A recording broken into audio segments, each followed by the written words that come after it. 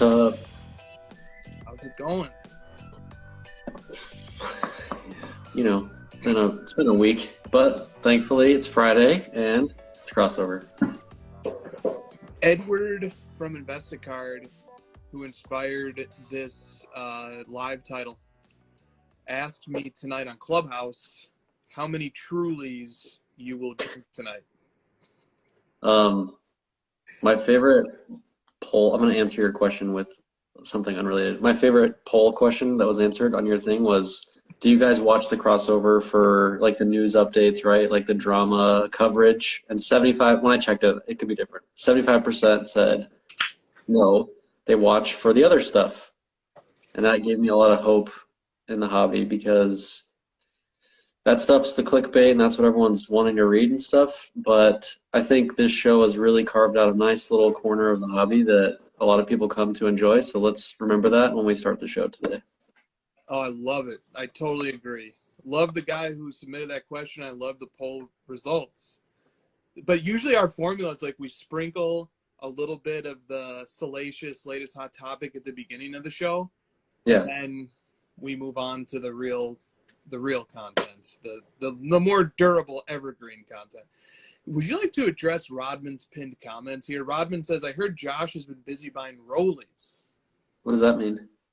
Rolex watches. Oh, there's a joke about, I made a thread looking to buy a very specific type of card, and everyone was posting, like, not that card at all. And the comments started turning towards, like, is anyone going to actually post what he asked for?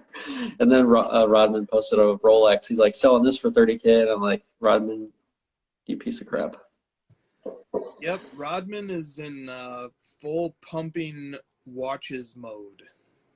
It's in line with, everybody else. Shout out Rodman. There's a question tonight that if I get to it, I'm going to give Rodman a gigantic shout out. Come for the drama, stay for the movie quotes. All right. We always first say welcome to everybody on Friday, January 21st, 2022. Welcome to the crossover. Card letter announcements. We have a new feature added to the watch list. I thought Meal Day was first. Is this your first time being on top? Is it Meal Day first or that? I can't remember. I'm rusty at being on top, I guess. I have a Mail Day. I want to just do it real quick. Let's do Mail Day. All right, let's do Mail Day first. Sweet. Whoa, did they move the turnaround thing back? All right, Instagram. Nice. They heard us. A lot of people in the mainstream been listening to us. Crypto industries heard our rant on how crypto is a scam. Instagram heard our rant on how we don't like the new features. Okay, good, excellent. Well, Truly apparently doesn't watch, though. That's the one that we can't quite get. Truly's just denying the inevitable. They're just hating on us. Right. All right. I have one Mail Day, but I'm really excited about it. So it's the 2004 Topps Chrome Lebron Gold Refractor. I didn't have to land that one this week. I thought I was going to have the best card this week, and now I don't. Well, we'll see. I don't know. It's not just about money, Chris. Yours is probably a 101. Mine's the number to this extremely high number of 99. That's like basically everyone owns this card. I've owned this before. I actually owned a few PSA 10s. And I don't know. I'm on like this PSA 9 kick right now because I can't afford PSA 10s, and this honestly like looks as good as my 10, but I'm not a grader, so very happy with this copy. Probably one of the best in-game photos you can get. And he's properly sized against the background of the card, which is nice. So there you go. Congrats. That it? Is that the only Mail Day? That is it, sir. Hit me with 6 101. Let's go. Only have one Mail Day as well. Lamar Jackson 2018 Select Gold Field Level PSA 10. $5,200 for this guy. And I just thought that it was so affordable. And it actually goes nicely with a question that we had, which I'll get over to in a second. But, I told everybody I thought that was an awesome card at an awesome price, and nobody listened to me. And so I said, all right, I'll drink my own Kool-Aid. All right. All right. And then I win. Look, she did that thing again. She just huddles over to me. And I win Maxi Kleba black gold out of 5. So we had 99 gold, 10 gold, and then black gold out of 5. I win. Dang. Well Josh done. does not look impressed. All around. All right. Well, 99, I'm trying to decide like how bad is 99 relative to 5 and 10. It's bad. You guys multiply yours. It's not. It's half of mine. Yeah. All right. So this question came up before we do announcements. I just wanted to wrap it into Mail Day section. Mad City Collector said, what would be your endpoint or your impetus for starting a new collection goal or path, like picking a new player? And I did that. I picked up the very first PC card of a new player. And why did I do it? Just I watched Lamar for this season. Even though he missed part of the season, I was just really impressed with how he comes out every year and just wins games. And he's gotten the Mahomes monkey off his back. In fact, he's beaten Mahomes a few times now. And I just like where he's headed. And it's fun rooting for him. And then I go on eBay looking up Lamar cards, and I see that one there. And his natural treasures are over $70,000 on Golden. And I just said, if that's what the Lamar market is at, oh no, am I breaking up or am I still here? Damn. Your video is going out. I think you're back now. Go ahead. All right. So basically, I like the price that Lamar was at. I like him as an athlete. I just like Lamar. So sometimes that's it. It's not too big of a plunge. What do you say to somebody who's thinking, or what's your mindset when you say I might add a new player to my collection? Because you don't have to commit either. Maybe you don't like it, right? Just I don't know. I think you have to right now. Honestly, I think you got to have at least a couple of different paths to take to keep things interesting, if nothing else. But it's so expensive these days, and there's so much competition, and the margins for the average collector are so thin that you got to kind of find something else to do. So I don't know that you really have a choice. Yeah, I agree. All right, so I have a warm-up topic before we get to the big boy topic. But first, we have announcements. So can we please talk about the new feature that has been added to the watch list function on Card Ladder? There's 2 new things. 2 new features. I'll do the watch list one first. So watch list has been powered up. It's been given a boost. So now you can search anything on your watch list. It was only player. People complained, rightfully so. I've made search much stronger on the watch list. I've beefed it up. So there's now searching. So you could search. I could search Giannis Prism and search PSA. I could search whatever I want. It's not just the player. You could, if you've got a bunch of gold prisms and you want to narrow it down, you can search that. And then also I've added a couple more sorts. So there's now the sort by price, pop, monthly percent change, daily dollar change, date added, score. So there's a bunch of different options, and I can expand on this even further now without any problems. So this will be fun. I know that when we were on the live with Slab Stocks with Aaron, he was talking about beefing up watch list a lot, and I just haven't given love to watch list in a long time because it is kind of more of a investor type feature or more of a dealer type feature. So I just haven't thought about it very much, but now I'm giving it a lot of love. And we've got even more coming to it. Now you can actually, we're going to be able to save your queries and then potentially in the future, look for those queries on eBay and stuff, see if the card's available or in our shop. Then the other one was that I thought you would like this one more. This is the one that I was like, Chris is going to love me for this. I'm just doing this for him. It's the index data where you get specific data around the window that you're looking at when you're filtering in the graph. So for example, if you're looking at Tom Brady over the last year, I've seen a lot of content creators hover over and do the math. I've seen you do it, and I was like, this is annoying. I'll just give you those numbers. Here they are. So it gives you the starting value you're looking at, the current value, the rate of growth over that time period, the index value change over that time period, the low, the high, the average, the number of cards in the system. And then kind of similar for the sales volume, I've given you over the range you're looking at, the low daily volume, the high daily volume, and the average daily volume, which is an interesting new stat we've never had before. So it'll show you the average sales volume for a particular index over the window you're looking at. Boom. Dude, awesome. Something for the investors and dealers, something for the nerds. We're just spreading the love with the new card ladder feature ads. Awesome stuff, man. All right. So here's our warm-up topic before we get into the big topic of the week. And don't worry, we're getting to the big topic. We're getting there. But the first topic is something much lighter and more fun, which is the NFL playoffs. The NFL playoffs are here. Bruin Killer says, what happens if Brady, Rodgers, and Mahomes lose this weekend? Okay. So, but let's just use this question. There's a few other questions as a jumping off point to discuss this weekend's NFL football games. This is the best weekend of NFL football in the whole year. The eight last teams, they're all good. They should all be good games. We're setting the stage for the conference championship. All right, so Bengals versus Titans. Titans remain 3.5-point favorites. On Sports Cards Culture, you said the Bengals can pull off the upset, but what's your pick? Well, the Titans are getting Derrick Henry back. Julio Jones is healthy. A.J. Brown is healthy. They had a week off. It's at home. But I'm going with the Bengals. Oh, you were not building up to that. You were going the Joey other way. B. Joey B. Let's go. Jeez, I wanted to take the Bengals. I'm taking the Bengals as well. It's just too fun of a team. I could not in good conscience root against them. I have to take the Bengals, but I think the spread is fair. All right. Niners at Packers. Packers are 5.5-point home favorites at the Frozen Tundra. This feels like a blowout.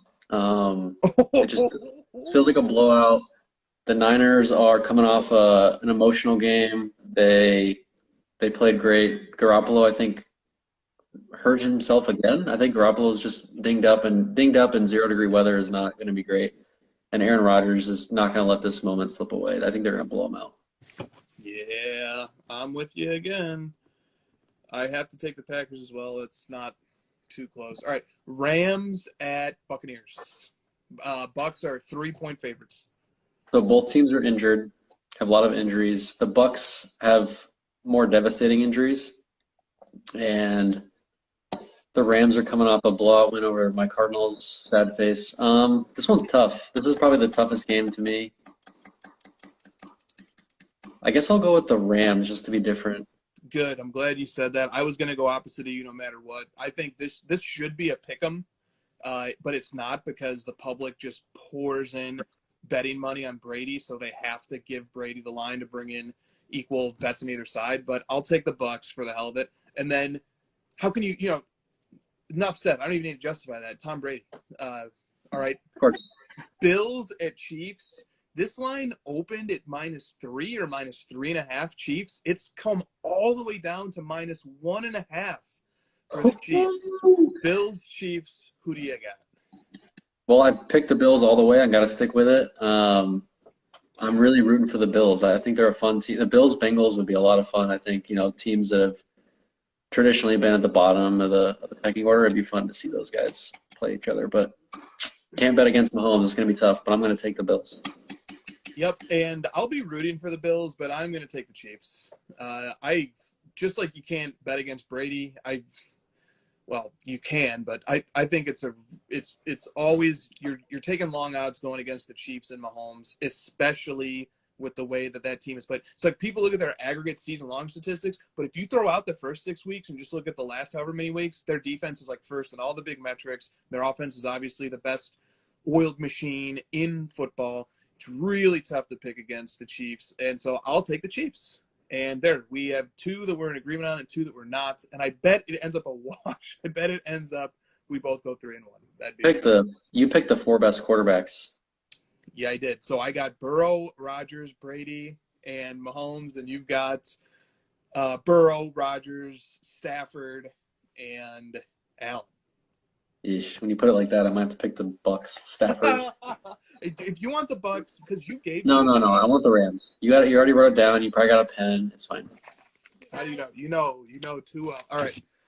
Couple of things. First of all, I just want to call attention to great quarterback performances last weekend by many quarterbacks, but especially Allen and Mahomes. And Mahomes was amazing.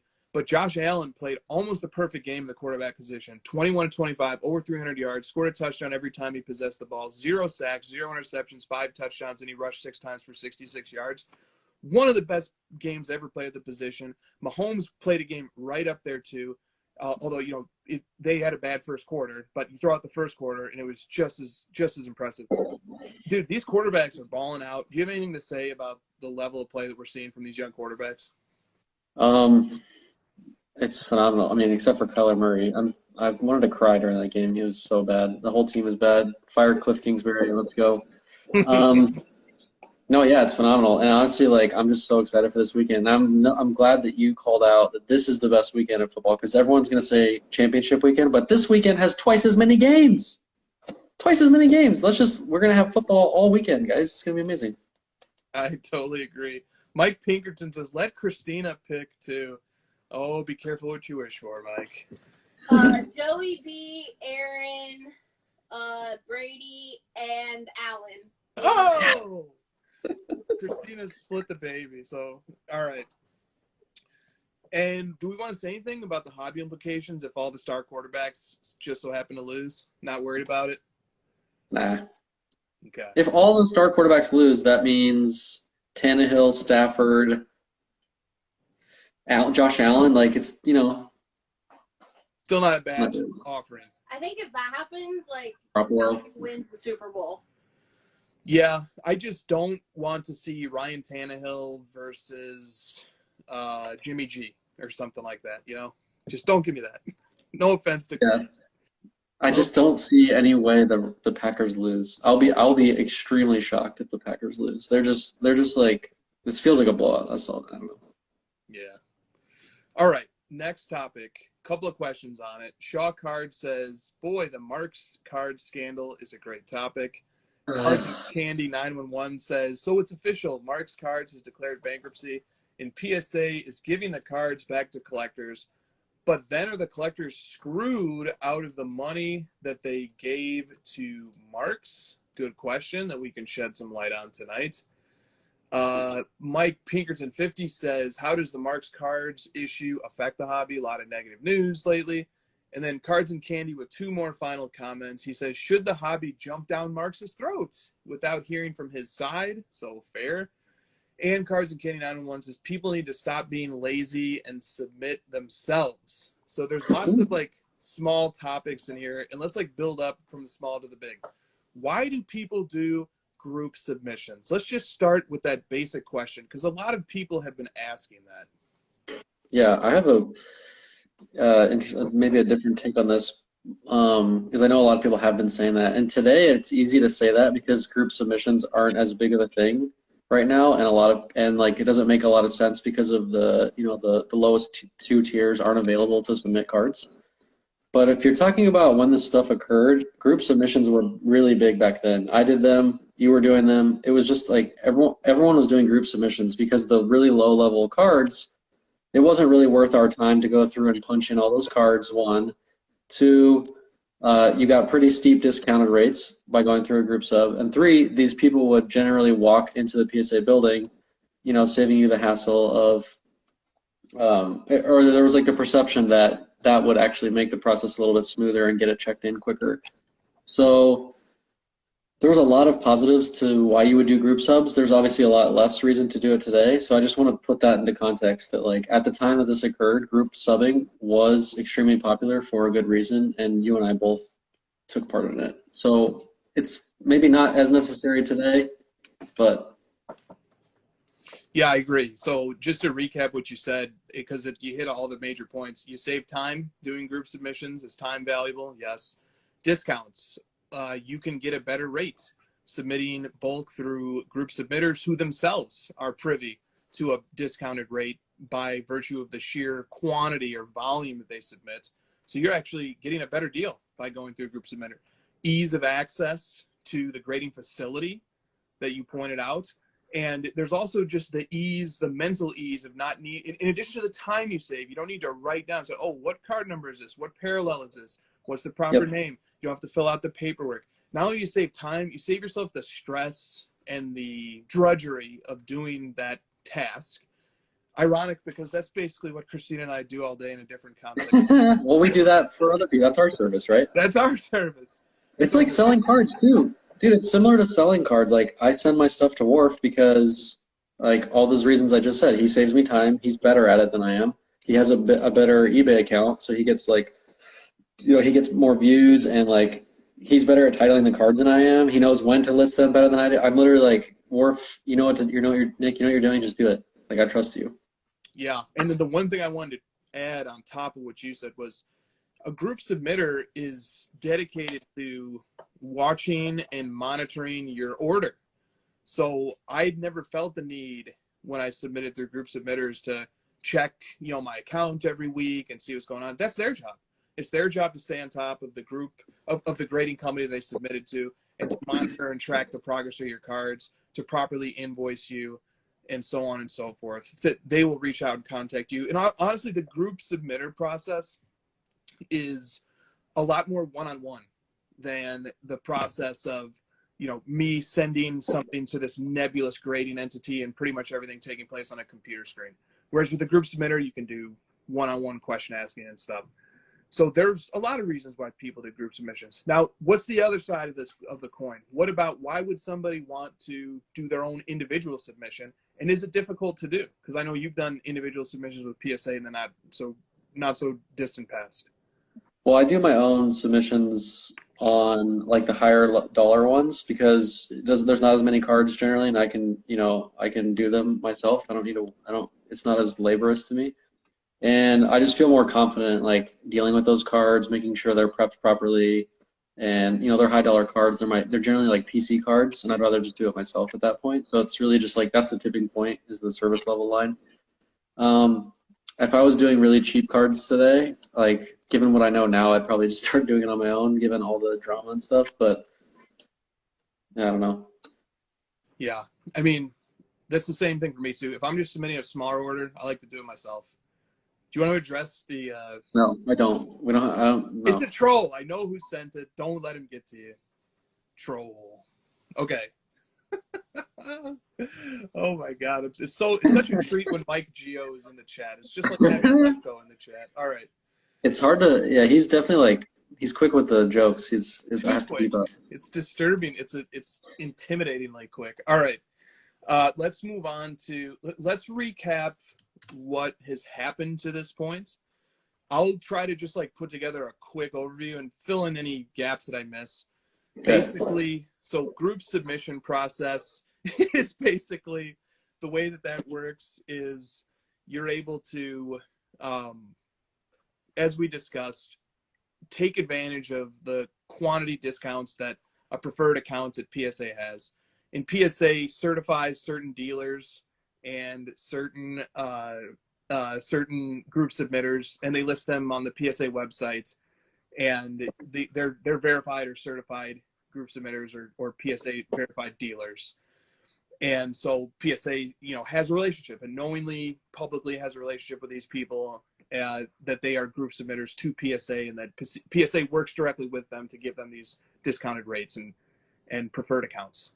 And so sometimes people take advantage of that group submission process as just customers in the market who just avail themselves of group submitter services. So they'll take 500 cards, drop them off with a group submitter. The group submitter sends them over to the grading company, and they act as an intermediary between you, the customer, and the grading company.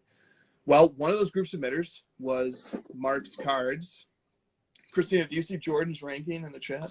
One of the group submitters was Mark's Cards, who became, over a period of time, one of the biggest. He said Christina's greater than Chris, greater than Josh. I didn't see that. That's good. He's coming back at Mike, who said Josh is better than Chris. All right. Chris is trying to focus on his short overview, yes. Why do I always see all the messages? Let me get through my overview. All right. You're the one who called me in, bud. All right. So Mark's Cards was a group submitter. Became one of the biggest ones in Southern California, and had the advantage of being able to walk the cards directly to PSA, which is very comforting as a member of the hobby to know that your cards are spending the least time in transit as possible. And so he ended up being the group submitter of other group submitters. Card Collector 2 came out this week and discussed how Mark's Cards was a group submitter for him, and he was a group submitter for his customers. Other hobby shops did the same thing, such as Bullpen LA. And then, there were smaller branches of the Mark's Cards operation who were sort of intermediaries to the intermediary, very complicated network. And so Mark's was a big group submitter, one of the biggest. And from my understanding of the facts that have been made public, my understanding is that Mark's was taking in money from people who were submitting with him, and Mark's was asking people to pay upfront. So when you're ready to grade your cards, you bring the 500 cards to him, and you make your payment upfront for the grading service, even though Mark's as a business was not being billed by PSA until the order popped. So there could be a lag time. If it took 3 months for the cards to grade, then Mark's would need to pay for 3 months, even though at least some people were paying him upfront. And so this money was coming into Mark's, the business was booming, and this money was not being put into a separate account. It was being treated as cash flow, even though it's not cash flow. So it's money that's being held in escrow, which is a big difference. Cash flow is based on revenue that a business generates. This was not revenue generated. This was funds to be held in escrow until required payment occurs. And so these funds were being treated as a cash flow. They were used to invest in aspects of the business and possibly other things. And guess what? When PSA got overwhelmed with orders, they shut down in March of 2021, and that cut off the cash flow completely from his business. So all of a sudden, his model of taking in money upfront for orders, knowing that you wouldn't have to pay for it till later, that whole model got decapitated.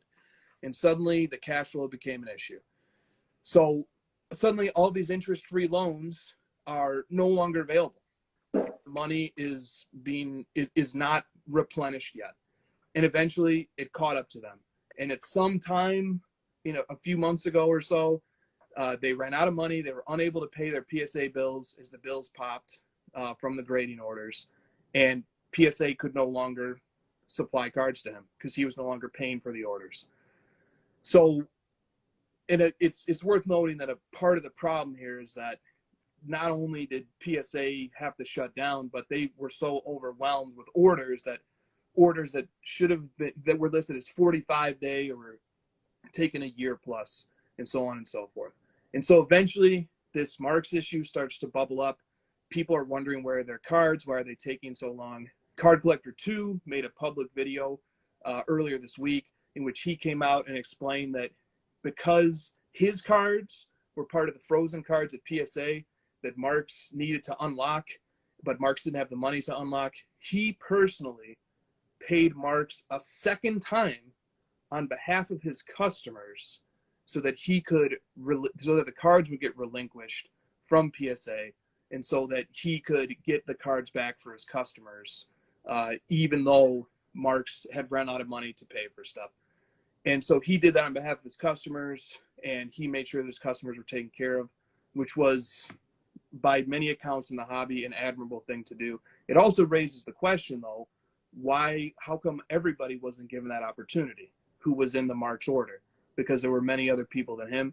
And I think that issue will be addressed in time by the proper channels. But that's an open question. That's a fair question that should be asked. But no fault of Ryan's. He did what he has to do to help his customers.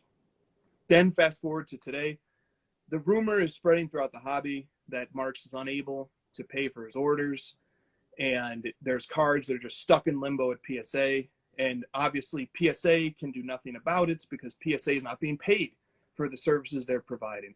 But PSA is also put in a difficult position here because there is some sense of fidelity to the customer on PSA's behalf because Mark's Cards is listed as a certified dealer on PSA's website. So there's some level of PSA endorsing this person as a submitter that has instilled confidence in people to submit through Mark's to PSA. But then ultimately there's a dispute between Mark's and PSA, namely that Mark's cannot pay even though he took on this responsibility and he should be able to pay.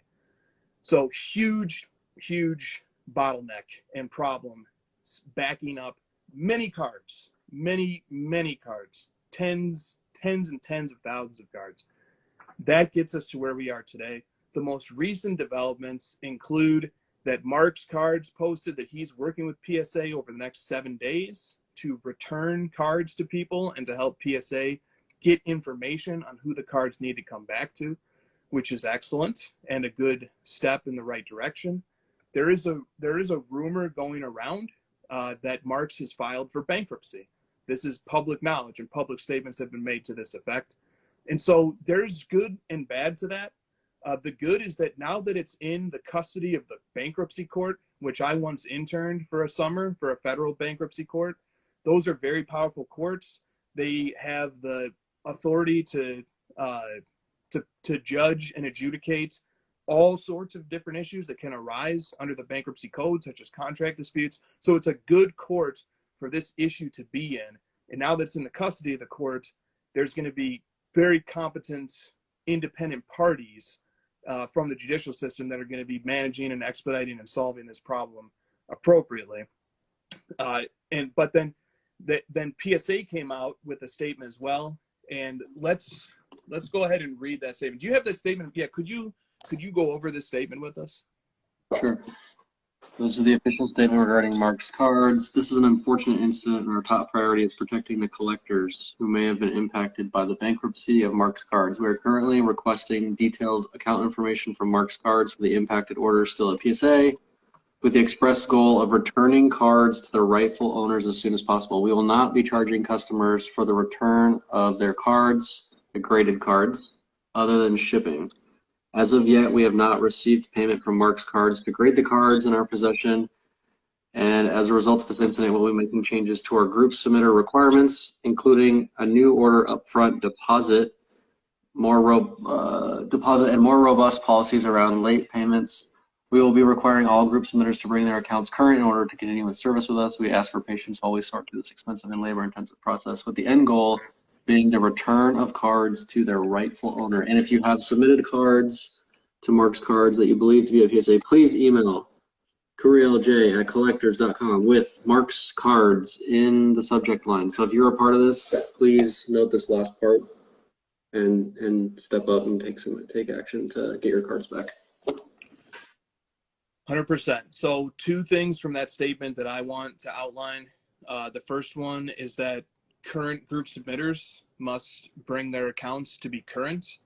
And so that's an issue that I think each group submitter needs to work with PSA on a one-on-one basis to resolve, because ultimately each group submitter has a different relationship with PSA.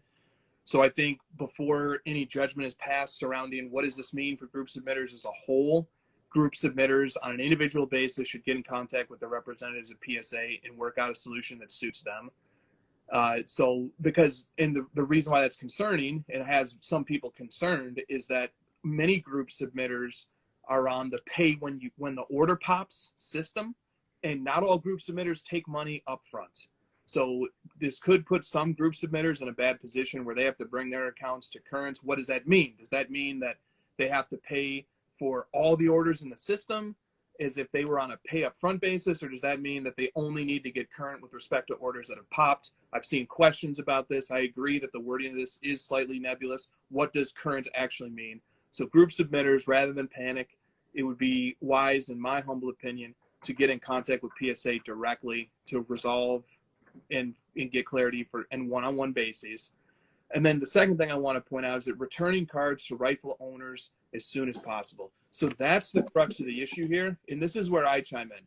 And this is where I chime in and say, do you guys remember crossover more than a year ago now, in the fall of 2020, when on this desk over here, I had I had piles of hundreds and hundreds of cards ready to get submitted to PSA. Well, they did get submitted to PSA. And the way that they got submitted to PSA was through an intermediary of Mark's Cards, who then submitted them to Mark's Cards, who then submitted them to PSA. And not only did I submit around 1,000 cards that belonged to Christina and I to PSA during the months of December and January, December 2020 and January 2021, but also around 200 of my brother's cards were part of that order that I encouraged and took on the responsibility to submit on his behalf with the confidence that this is, a legitimate pathway to submitting cards.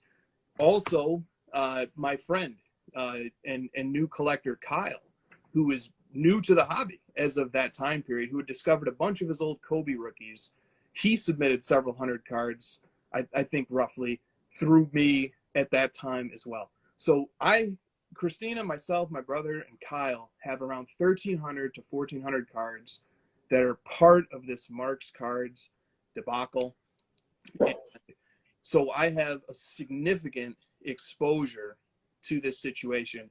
But the thing about it that's most frustrating to me is, how do I convince my friend Kyle to stay a part of this hobby when I've been telling him how great it is and he's been having a lot of fun, but then I have to go to him and explain to him, yeah, I'm your shepherd through your initial hobby experience, but guess what? All your cards from your childhood that we submitted to PSA and that you trusted me with to get submitted properly, they're caught up in one of the biggest debacles financially in hobby history. And I don't know where your cards are right now. I know that they're somewhere at PSA, but I don't know what stage of the process that they're in. And I don't know how those cards are going to come back to you. I know what PSA said. PSA has said that they're returning cards to their rightful owners as soon as possible. When PSA says something, PSA's word is good as gold. So I'm able to say, look, you're going to get your cards back. But then the question comes, well, am I going to get back raw cards? And if I do get back raw cards, am I going to get reimbursed my grading fees? Is anything going to take care of my situation where, I've had my cards sitting at PSA for over a year. And in many cases, I've seen the value go down on some of those cards over that period. And now all that waiting, I couldn't do anything with them. And then they're just going to get dumped back on me raw after all that time. And I'm out the grading fee, because the issue there is Marks is in bankruptcy. So if Marks is in bankruptcy, Marks has very limited to no funds to pay people back. And if you want to get paid back in bankruptcy, you have to get in line as a creditor. And creditors who have secured assets are priorities. It's just a very, very ugly, sticky situation. And that leads me to my ultimate takeaway here. PSA has done something very heroic by stepping in this situation and saying, we are going to make sure that all cards get back to their owners, because that already is putting PSA way out of pocket. They're having to do organizing and sorting and consulting with Marks when that was never their job, and that's never what they signed up to do. They were trusting Marks, and they were giving Marks the bulk discount to help him facilitate a business to do that. So PSA has been put way out of pocket by this, and it's very unfortunate that they are being victimized by this. But the one thing that's for certain here, that nobody did anything wrong, is my buddy Kyle and my brother Nick and myself and Christina as collectors. We paid for a service, okay? We did it through a trusted avenue that is part of the PSA verified dealer network. And we, like the many other collectors out there who are in that same situation, we have done nothing wrong at all. And so we are in a position to where we have paid for a service, and we hope and pray and have our faith in this grading system tied up in the outcome of, hopefully we get what we paid for and we get our graded cards back. And PSA has stepped up, I think, very heroically in the situation to become proactive members of the solution. But there's an open question, which is, can people get back raw cards, especially people in our situation? And so PSA is still devising a solution. There's an opportunity for collectors to contact PSA and to give input to PSA in terms of what they think is an equitable and just outcome and what they think should happen. I know there's a lot of collectors out there who would say, well, we'd probably like to just double pay as well if it means getting our cards back. And so I'm not of that perspective. I think that that would be an unfair treatment of collectors. I think collectors are the one party in this who has no culpability is the collector. And there's an amazing opportunity to increase the faith and the confidence in our grading system by taking proper care of those collectors and thinking about the long term of this hobby, thinking about what can I tell my friend Kyle, because there could be an amazing resolution here. ultimately I could go back to my friend Kyle and say, guess what? This Marks guy ran a really shady operation that had a really bad outcome. And you know what? The leader in grading and authentication in our industry stepped up and solved this problem and took care of the hobby and took care of the community. That possibility exists, and I'm very hopeful and optimistic that PSA, as the gold standard in this industry, is in the position to solve it and to take care of people. All right, that wasn't super short, but I needed to explain my position, explain my point of view. May I turn the camera over to you? Well, I mean, obviously the situation for you is a little different because you're involved in this, and I'm, looking at it from the outside, trying to parse it all out and figure it out. And to me, the crux of the issue is kind of what you hit on, which is like, yeah, the statement says that the cards will be returned to you, and they're great. The ones that are graded will definitely be returned. You'll just have to pay shipping. So the people whose cards that are in this mess that have already been passed and gotten through the grading process, that stuff is going to be taken care of, and that's the parsing out of whose order goes to who is going to be a cost that PSA is going to incur, and they're already like taking that blow. The more difficult one is the raw cards. What happens to those?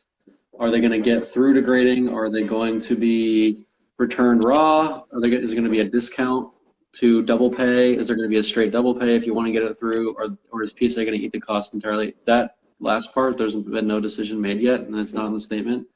So we're not going to speculate on it yet. But I think, I agree with you. I think PSA could really do a great service to the entire hobby and take the cost. Otherwise, the collectors are going to end up doing it. Because then the next step is like, do all the collectors band together and do a class action lawsuit? That's just going to cost the collectors money, time, probably not going to be any sort of result in the next few years, given, the judicial system on getting your money back on a bankruptcy case, given that you're like way far down on the line, to your point. I think the creditors are going to be higher up in the pecking order. Yeah, I don't know, man. It's a really tough thing to unpack. And the thing that makes this hard, Chris, is that like, the Logan Paul thing, whatever, like, boohoo, Logan Paul like had to open a fake case and get his money back a week later, and he got great content. This right here is much closer to home for us because it's affecting hundreds, if not thousands, of individual collectors. A lot of those people teetering on the edge of, do I continue with this hobby or do I not? And that's something that PSA, you, me, Marks, Card Collector 2, everyone involved has to at least like think about, and they have to figure out the decision that I make next doesn't just affect me and my situation, it affects the entire hobby and all future possible collectors.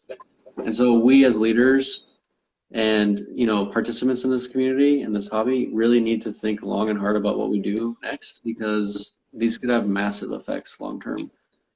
This isn't me saying that PSA needs to do X or Marks needs to do Y.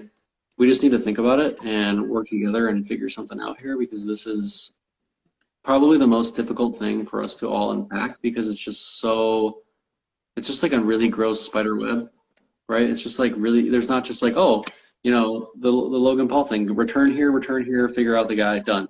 This one is like, dude, how do you unpack hundreds of people's orders? How is PSA going to get this list from Marks, which, given what we know about Marks so far, that list is probably going to be a clusterfuck. It's probably going to be a fucking nightmare. It's not going to be organized. It's going to be really hard for PSA to, and they're going through a process that they've never done, which is to ship cards to someone that's not on the order form. That's not something they're supposed to be doing. Therefore, they have to train people. They have to figure out how to come up with a process on the fly. Those are very difficult things. So, I don't know. That's all my thoughts. I don't really have much else to say. I don't like the double pay either. I don't know why people are jumping up and saying I'm willing to double pay. I don't understand that. When you don't know what's going to actually happen long term, like, don't double pay until you know that you have to double pay, or that's an option brought to you. Ryan made that decision because he wanted to get out in front of it and get his customers taken care of quick and have this resolved. But I'm not sure that's the best case for everybody else. So we'll see. Did I miss anything? No, man, that was terrific. A question that has come up in discussing this that some people have raised as well, because people are trying to find culpability and they're trying to see, is there anything that collectors did wrong? And one of the questions that comes up is, why did anybody ever pay upfront? Why would you do a group submission and pay upfront when you know that PSA's ultimate policy is pay when the order pops? Pay only once your cards are graded and the service has been rendered is payment collected.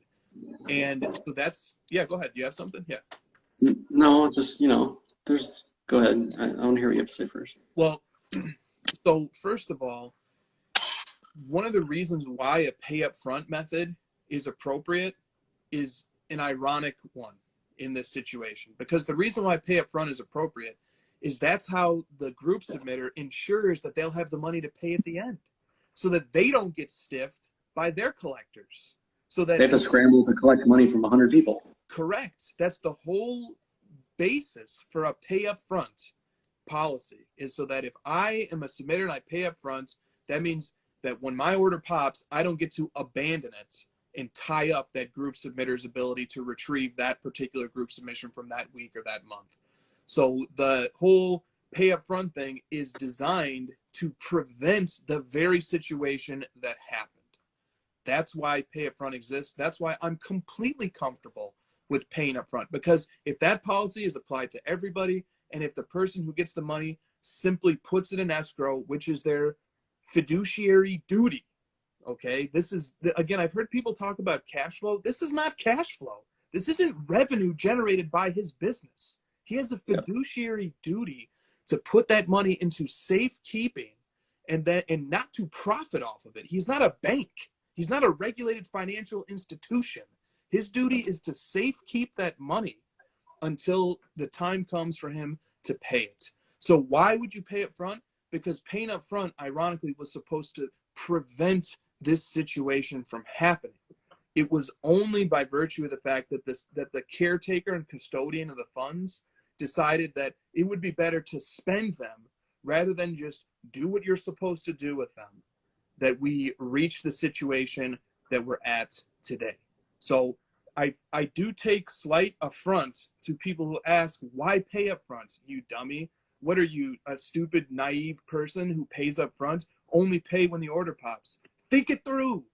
Think through the consequences of, if that was the universal principle that everybody applied, group submitters would be getting stiffed all the time by people who submit cards and then later down the line forget about it. Yeah, and also PSA is a large business that has the means to collect credit card information and store it when they take the order, and then the ability to charge it after the fact, whereas a lot of these small businesses don't have these sort of means, and it's just really more of like, hey, give me the cash with the understanding I'm going to set it aside, to your point, like, which they did not do in this case. And to hammer home what you said even further, like, putting it in escrow does not mean fucking investing it into the stock market or investing it into crypto or investing it into other sports cards or anything, or your own business. Escrow means if a boring ass savings account where it's basically cash, right? I just wanted to add that last piece, and the credit card thing. So those are the only two I had. Yeah. And so, by the way, Marks appeared on the Sports Card Nonsense podcast today. Holy shit. So check out that. I know I haven't listened to it yet either, but many people have listened to it and have a variety of takes on it. None of them super good.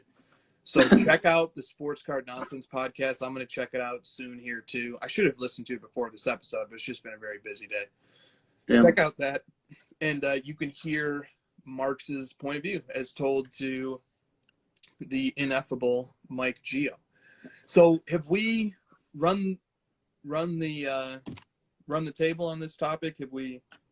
Well, Mike says he said nothing useful, so I'm still going to listen to it, Mike. I got to finish your pod with shout out to Brett Stacking Slabs and Chris. The first half of the episode is very entertaining. I'm halfway through it. I need to finish that. Got it. All right, dude. We have so many other great topics. The questions I saw, there was one that we got DM'd to us, but I hope you hit that one. So, which one did you want to hit? The one in Cardboard Veritas. Oh yeah, I got that up high. Yep. Well, Christina, a couple of people asked if you wanted to weigh in. Oh boy, I already regret it. I can hear the chair rolling. I think it would be best if I don't. Oh, that's a powerful comment in and of itself.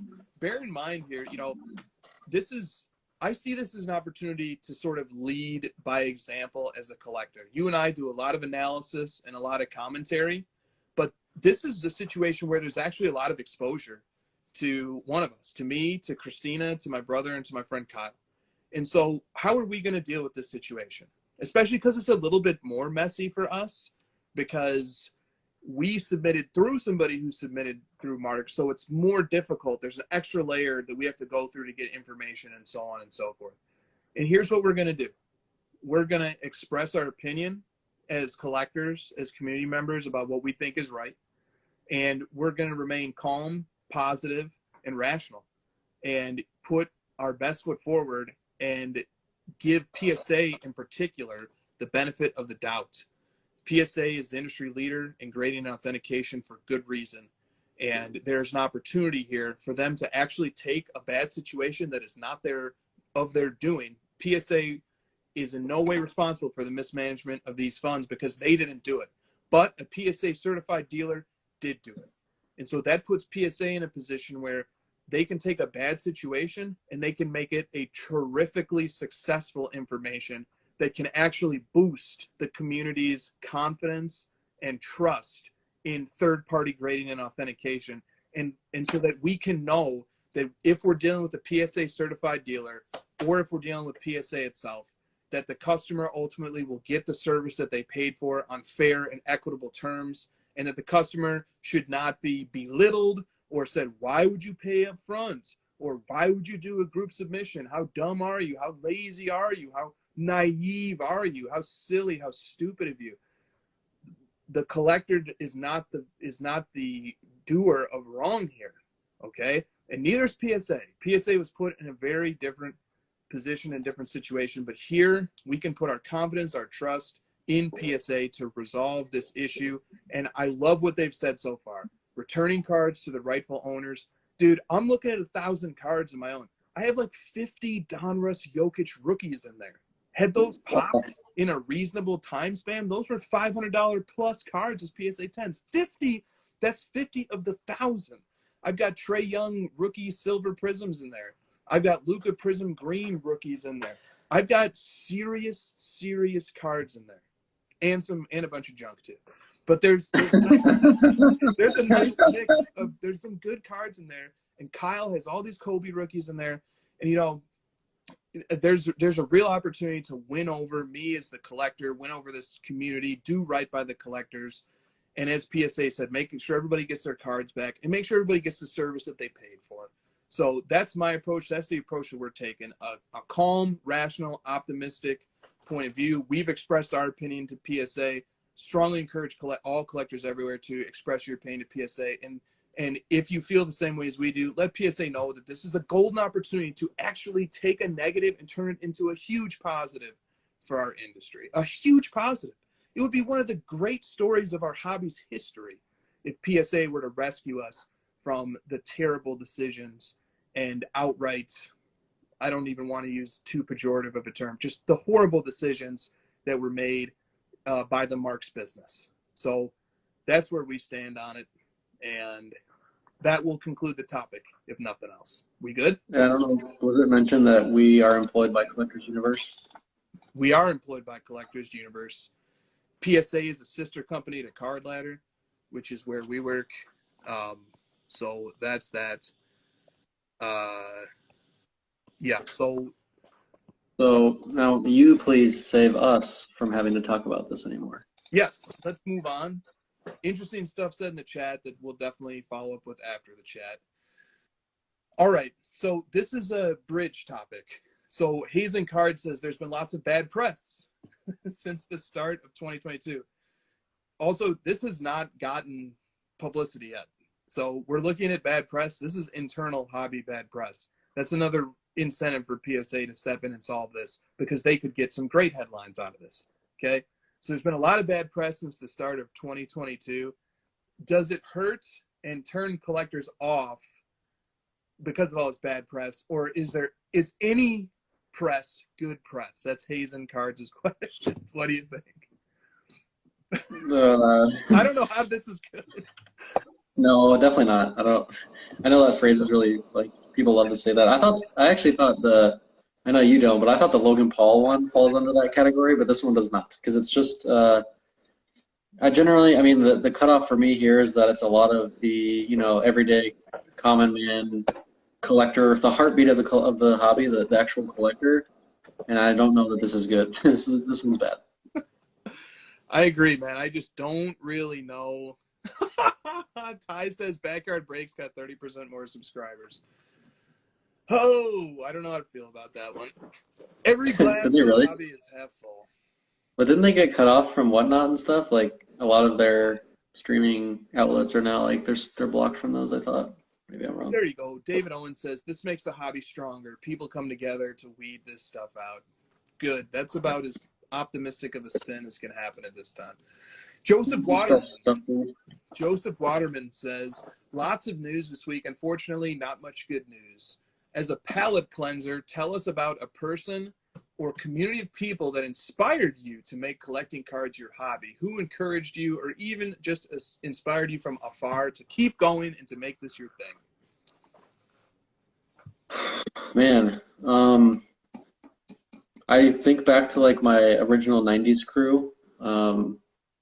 There's three guys that really like kept me going at the beginning and like made me realize it was a fun thing. Justin, 610 Sports Cards, Grant, Waldorf Stories, and John, Spur Fan at Tech. Those three guys and myself, we really like dove into the 90s basketball stuff together. Less Justin, more so the other two guys, but like the four of us did a lot of basketball. And I mean, I probably have like 7 million DMs with those guys going back to 2016 when I joined. And so that's my starting crew. And then, Chris, you came in shortly after that. And then we've obviously been close friends since then. So I don't know. If it wasn't for that like initial group, and if I didn't have like your friend Kyle, if I didn't have that situation where I had like a close group that we could talk about a similar interest with, then I definitely would not have kept going. Yeah, so I'll give my shout outs real quick, very similar to you. There was the very first group chat I was ever involved in because I showed an interest in Michael Jordan cards on Instagram. Dave, the Hobbyist 23, Rodman PC, Stephen Go. Those were the original members of that group chat along with me. And now it's just Michael Jordan things, Facebook groups, group chats everywhere. But those are the originals back in the good old days of 2016. Shout out to those guys. I give them the same credit as, being the guys who really welcomed me in and gave me a community and a good discussion venue. And then, just like Josh said, I remember going on the Cardboard Chronicles YouTube channel back when I was in law school, like my second year maybe or something. And it was great. That was a turning point for my hobby evolution, to say the least. All right. That was the day that I realized you do all the talking and I get to listen to you talk. Welcome to life. Like, holy crap, this guy can talk. Look at him go.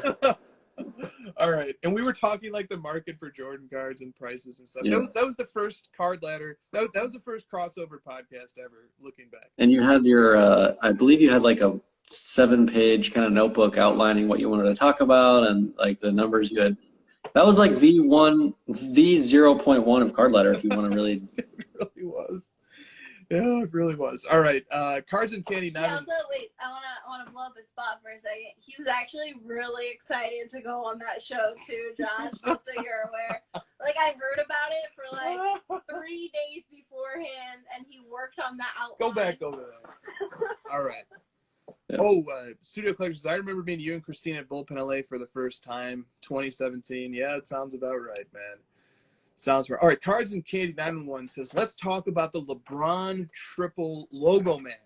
Is it the best LeBron card ever made? Here it is. This what? This card? What's going on here? That middle picture, he's like. Yeah.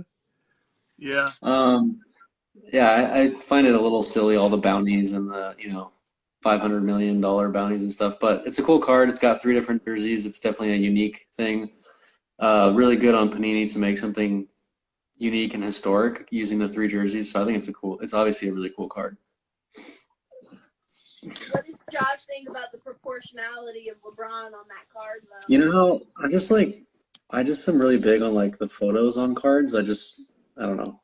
As much as I like Logo Mans, I just like that card looks like it's just a giant 3. It's just like the whole card is Logo Mans. Like it's just too much for me. Yeah. And so I understand that there's at least one bounty of $500,000 for this card coming out of 2020-21 flawless basketball. What would you say best LeBron Panini era card ever made? Is that fair? No way. Okay. What would be? No. I think the 2012 gold is better than that one. Okay. So there's a $500K bounty, and then there's another Shine has come out and said that he will beat any legitimate offer. So don't troll, but if you're making a legitimate offer, he will beat it. And I think and he'll reward like a finder's fee if you help connect him. Yeah. So I told Christina about this, and Christina goes, well, she goes, how about you pull the card and I'll sell it to Shine, and then he'll also pay you the finder's fee for pulling the card out of your own box as well. And I said, you're trying to game the system, Christina. All you right. guys should start a group break or a group sub company. Oh my god. Oh my god. No. Nas, I was capable of running a business during that time period. Thank you, boys. I didn't fuck over my customers. okay, all right. Don't get too fired up here. All right. Nas Productions says, have we taken Logo Men too far? I don't know. I honestly don't know what most people think about Logo Man. I don't think they're overrated. I think they get the right amount of discussion. Yeah. Fair. You know, are Logo Men overrated? No, but they're not underrated either. I think they're properly rated. Properly rated. Is that even possible? I thought everything has to be over or underrated. Can we be at a moment of stasis? I think it's like halfway through the 5th inning. 4th inning. 5th inning. I can't even do that, man. Is it the halfway through the 5th inning? It's just like right in the middle. Right in the middle. All right. In Cardboard Veritas, the question that you referenced earlier says, what traits do sports card collectors tend to have? Is there a large number of potential real collectors out there that just haven't been exposed to the hobby yet or exposed in the right way? Does the hobby have legitimate potential to expand by multiples of collectors? Yeah, that's my favorite question so far. Because it's a great question, because it's like, you know, you're actually getting a few steps ahead of trying to figure out how do we get more people into the hobby, how do we get more exposure, and figure out like what actually appeals to those people, short of like, you know, oh, check out this $500 million sale, check out like, those are kind of the surface level ways to get people in the hobby. Oh, Logan Paul, whatever. And what is like the thing that gets them to stick? What's like the trait and a personality that you think would be best suited to this? I think that's kind of what he's getting at, which is cool.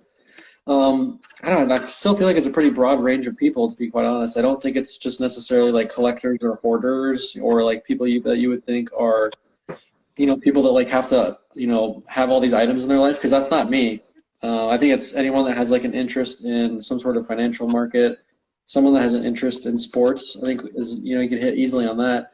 Anyone that has interest in like history, research, human, I don't want to say just like the collector gene, but more of like, why are humans interested in like these little tiny pieces of cardboard? What makes a human attached to them? What makes them want to make, you know, build communities around them? I think there's a lot to that. I can't think of anything else specific. Those are the kind of the big ones. Oh, those are the huge ones. You know, there are people right now, as you know, Bitcoin was valued at $68,000 on November 9th, and today Bitcoin is valued at $36,000. It's nearly 50% off of its high from just a few months ago. And sports cards had a similar but not as dramatic of a dip when looking at the CL50, for example, not long ago, about a year ago now, a little bit less than a year ago. And so we've been through a similar thing to what Bitcoin, the volatility that Bitcoin's going through. But you know what the difference is? I see the future upside in Bitcoins as a collectible I see the future of cards as a collectible, the upside of them in the future. I don't have to speculate about it to any substantial extent because I understand. I have a love for cards. I enjoy cards.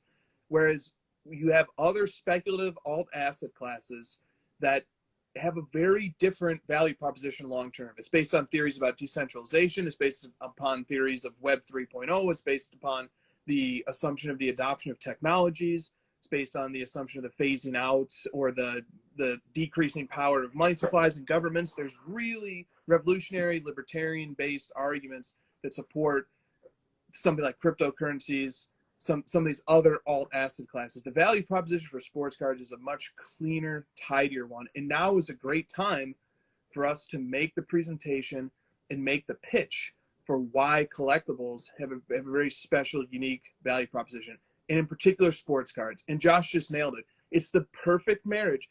Josh Luber has waxed eloquently on this. He has 4 things that sports cards are the intersection of: culture, commerce, sports, and something else. But I'm going to give my own rendition, even though Luber's is very good too. Mine is just this. The owner of My Slabs had the most salient comment on this topic when he was on Cardboard Chronicles. He said, "You want to know why sports cards are great? Because your homework is watching sports." Your homework is watching sports. Your homework is following teams and tracking the performance of players and listening to podcasts and learning about history. And the other half of your homework is learning about sets, learning about the hobby. So there's this art elements. There's an element of sports cards for people who just like cool things. There's an element for people who just like sports. But then the thing that ties it all together, that serves as a scorecard, that makes it competitive, that really gets the juices flowing, is the market.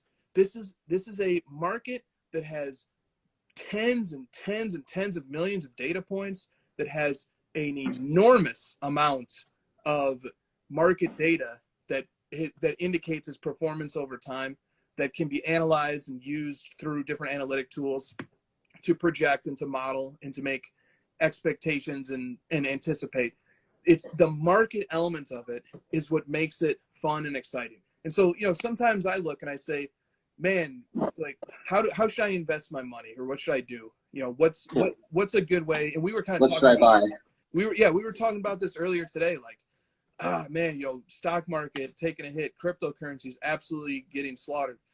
And why I would always feel like I was in the dark if my biggest and most invested position wasn't something that I didn't really understand, like the stock market or like the crypto market. And is there anybody who really truly understands the fundamentals that operate in those markets, or is what they're really understanding just sort of the game that others are playing, the Keynesian beauty contest, so to speak, and what they're really understanding, just anticipating how other people are anticipating how they're acting? In sports cards, this is a market. We understand sports. We love sports. We get excited about sports. We're enthusiastic to do our homework. There's no drudgery in reading an earnings report.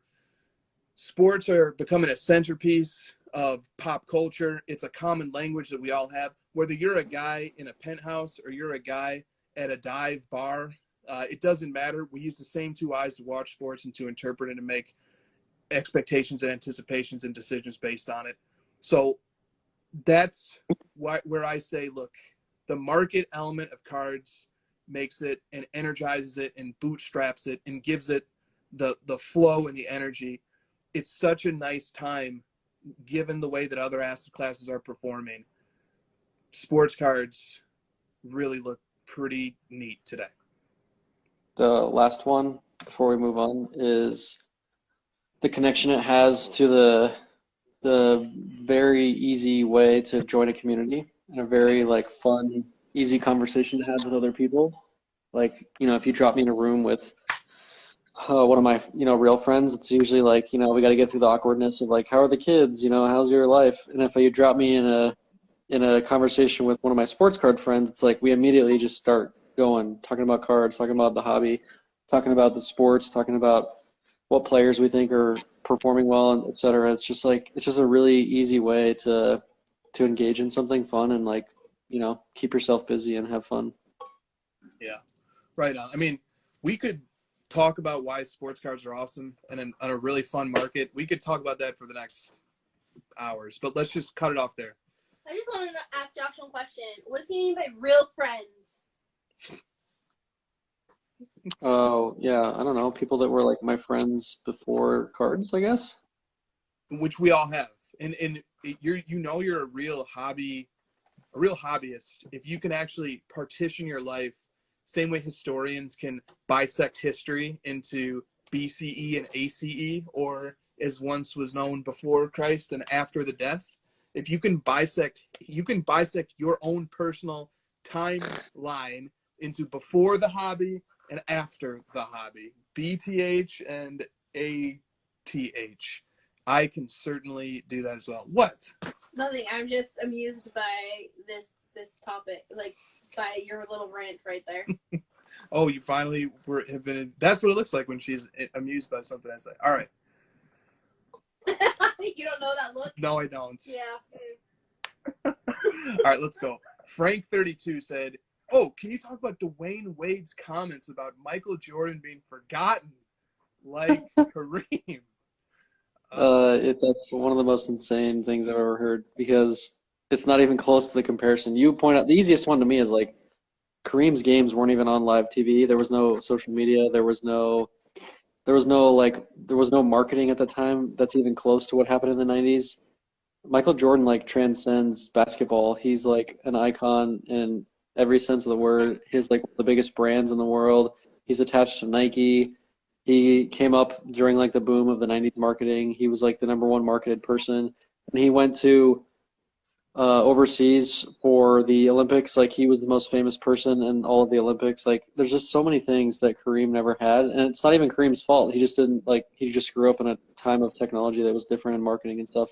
It's not even close. It's literally like 1/1000th, like in terms of like the reach that Jordan has versus Kareem. It's like, it's so not even close that it just is a really stupid statement. Yeah, well said. I'll just add, like the analogy I like here is Babe Ruth, because Babe Ruth is still topping modern writers' lists of the best baseball players, and he played his last game in 1935, I believe, or somewhere thereabouts. So Ruth, last played baseball 85 years ago, and he's still regarded as the greatest baseball player of all time by modern writers. It doesn't matter if he's first or if he's third or if he's whatever, but the idea that like, hey, just because somebody's old that they're going to fade away, Babe Ruth proves that that's not the case, and it doesn't really work that way. So I agree with your points, and I just want to add the Babe Ruth analogy on top of it. All right, JGP Collectible says, what card for you signifies reaching the pinnacle of the hobby as a collector? Oh, that's easy. It's it's different for every person. It's like, what is your grail, right? We have a term for it. It's called grail, and it's different for every single person. You can't reach the pinnacle of the hobby in the eyes of the hobby by gaining one card. You can only reach your own personal collection goal. Yeah, no doubt. But what's yours? What is your card? I mean, one that I don't own. Yeah. Well, I don't know. It could be one that you own.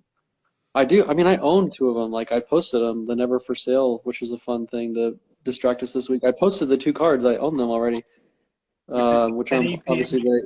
With Penny PMG Green and LeBron Finest Gold, right? I mean, the Penny Gem Masters 98.99 is probably the one where, like, if that came up for sale, I'm stopping everything I'm doing and getting the card, doing whatever it takes. That's probably the one. Yeah, I got you. I hear you. For me, the pinnacle of the hobby is the PMG Green Michael Jordan. Amen. If I ever got that card, it wouldn't know where to go from there. Hope I never get that card for exactly that reason. I was gonna say. Then your parachute gets pulled. Yeah, we don't want that. All right. Card Shop Dad says, what's more fun, chasing the card or landing the card? Chasing the card. Easy. Chasing the card. Yeah. The peak moments in the lifespan of a card is when it's like in the mail, about to come in. It's all downhill from there. Mine is when we're at the moment that the price has been agreed on and I haven't yet paid him, but I'm basically like, I'm telling you that I got it, I've landed it. I've started to screenshot the pictures they send me, and I'm like thinking about what I'm going to do with it. I'm about to pay that. Like that little moment right there is my favorite. All right. Kitty Card says, no questions. Just wanted to say I appreciate your passion for sports. Sometimes it seems like folks in the hobby don't enjoy watching the games, but it shines through when you guys talk about it. Thank you. Dude, I'm so excited for this weekend and these football games. Oh, also, how have we not talked about last night's game, sir? You just trying to let, like, No lie. hopefully, did I forget about it or something? I saw you made a post, you're like mood, and you put Chris Paul. It must have been like a screenshot from the end of the game. So what do you want to say? Well, there is a question about that game, so make your comments about that game, and then I'll read the question. I have one thing to say that you two don't want to hear, so cover your ears. I thought the Mavs were having a grand old time that whole game, laughing, running into the locker room, high-fiving fans, and I was like, I don't know what you're celebrating. The Suns are the best fourth quarter team in the NBA. The game ain't over yet. That was my only thing, and the Chris Paul 3 got me pretty excited. Oh, yeah, he made the dagger 3 that iced the game. And I hated when Mark Cuban went over and fist bumped. Thank you. Yes. Now do you understand some of the things I say about Cuban? He's the worst. He really frustrates me. He really that's the thing. Start a petition to like make them sell like. Okay, hold on. He's just frustrated, right? It's just a constructive criticism. Nothing against him. He's been a great owner for the league over the entirety of his career, but he can just be frustrated sometimes.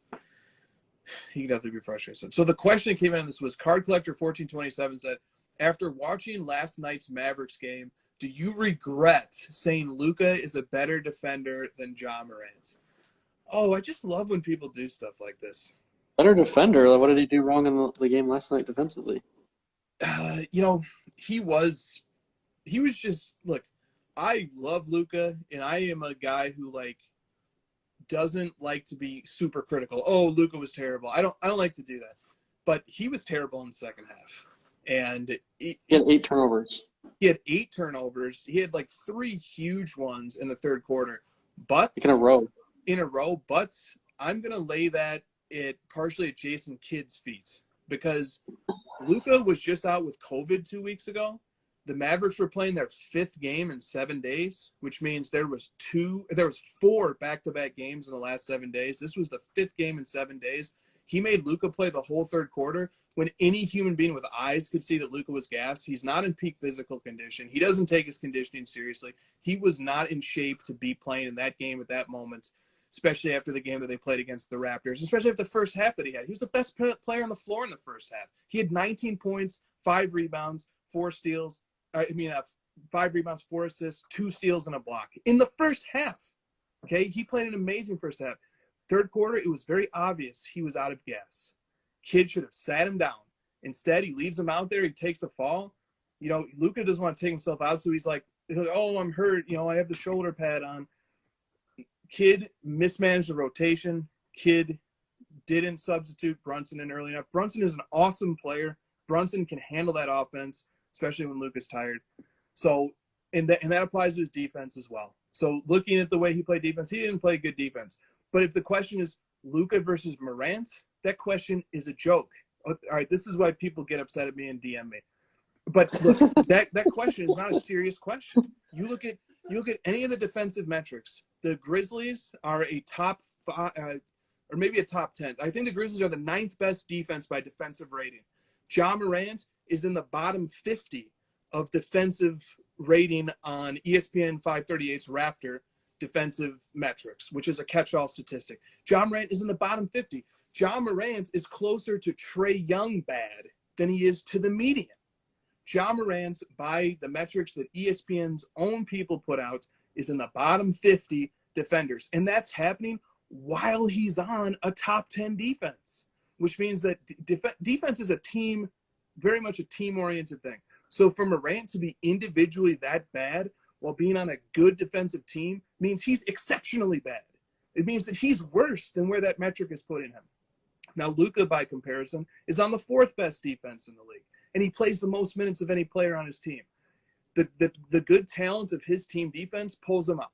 Okay, he ranks right around 120th in defensive in the 538's Raptor defensive metric catch-all.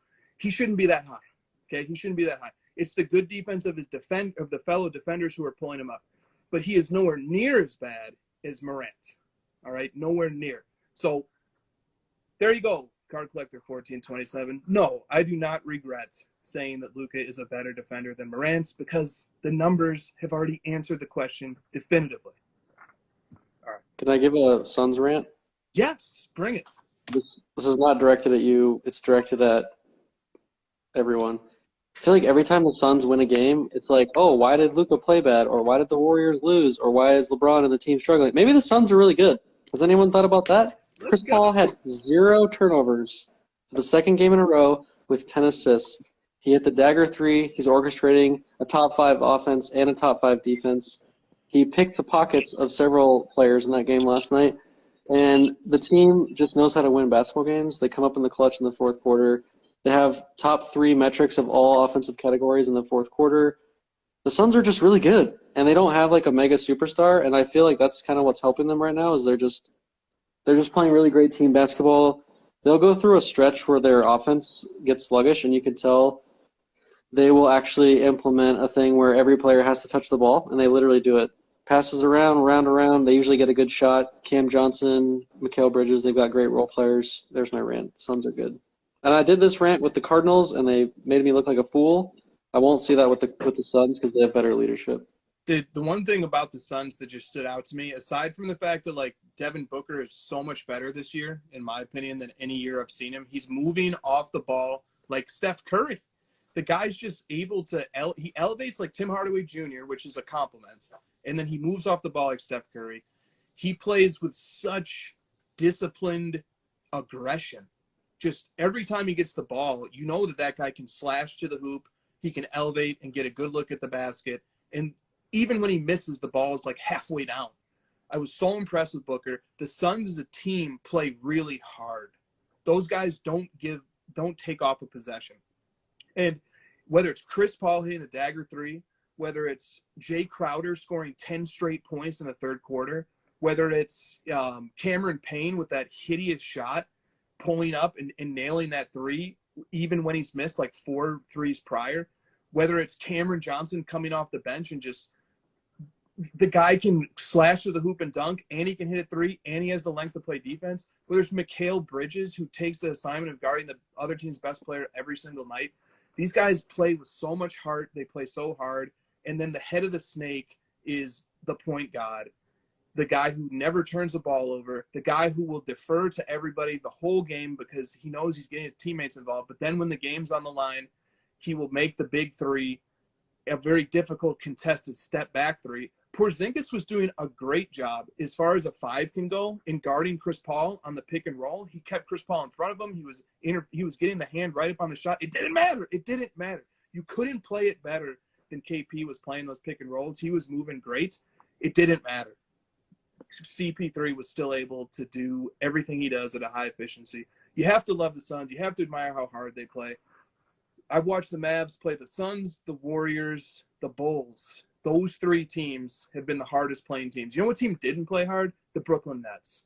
The Nets came into Dallas. They loafed around for 3 quarters. They said, screw it. We're down 15. We're going to turn it on in the fourth quarter and then make it a really close game. They eke out the win. But those other 3 teams, they were their energy was super impressive. They just play hard. They're deep. They didn't even have DeAndre Ayton either. And so and they just like pull guys off the streets and they play well because they plug into the system. You and I were very critical of Booker last year, rightfully so. And he's definitely improved quite a bit. His PER is up a lot. He looks more aggressive to me. His shot is a lot better this year. His defense, his tenacity is up. So I think Booker, he'd be a fun player to collect. I love collecting Chris Paul just because of everything you said, like his efficiency, his like grit and like the way he plays. Man, it's fun having that guy on your team. Yeah, I'd love for him to be on the Mavericks. How do we get him on the Mavericks? All right. The no turnovers thing, I love it, because I have to watch Westbrook turn the ball over every other play. It's like, man, it would be nice if he just never turned it over. He never turns it over, ever. He never turns it over. And he's like way small. You'd think he'd be turning it over. Yep. Agreed. All right. Some people are saying I'm a little fired up tonight. You are fired up. You haven't gotten less than a 2-minute response. You're going, man. All right. Dorman Stash says, what qualifies a card to be labeled as a rookie patch autograph, an RPA? Can there be more than one type?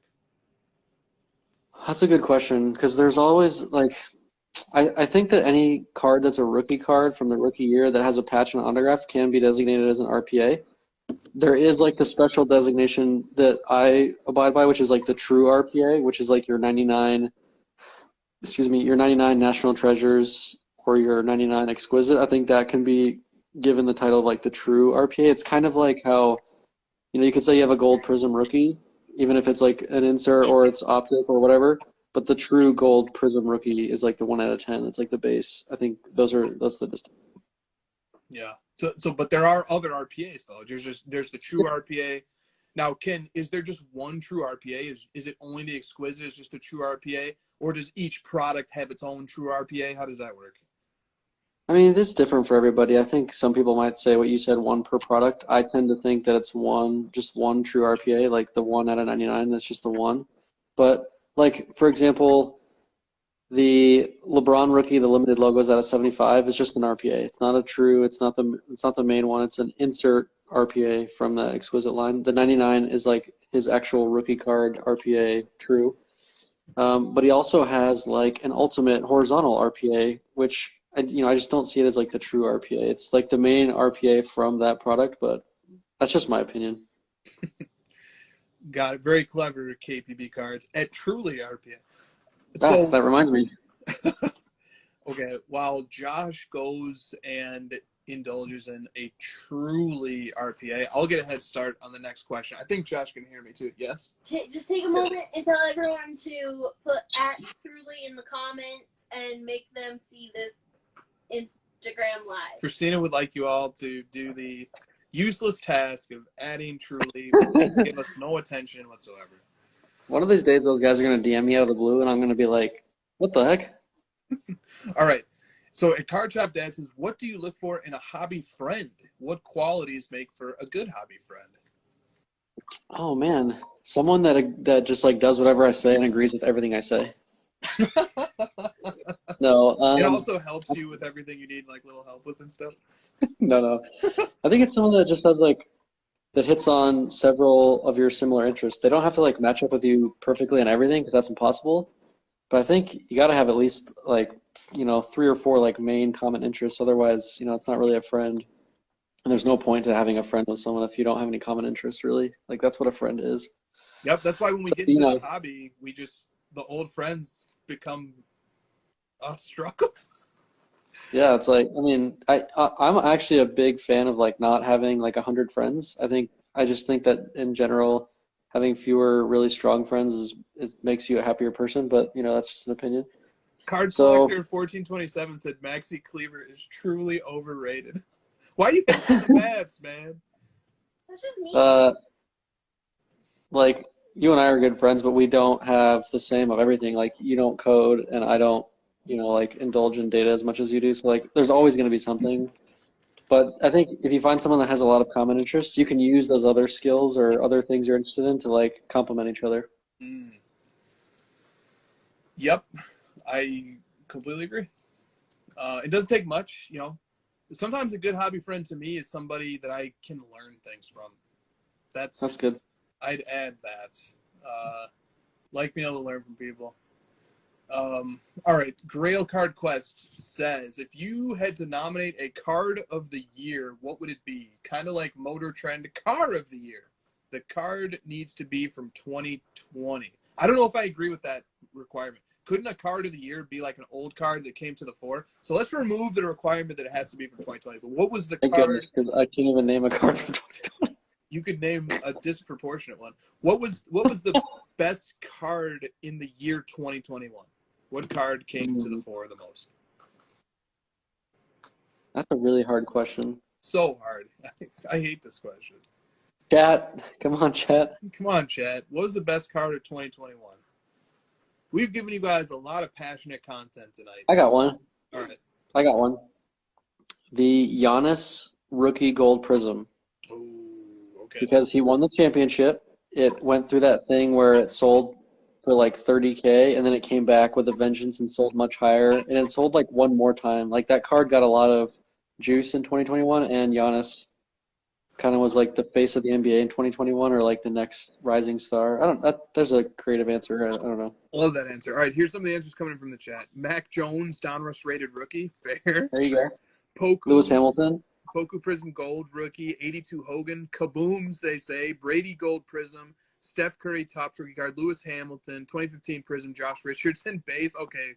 1994 Dwayne Johnson. Justin Bieber 1 of 1. Jordan's 86 Fleer for $700,000. All right, lots of nice entries there. Dorman Stash says, if you were strictly investing in holy grails of sports cards, would you stick with modern or vintage? Strictly investing.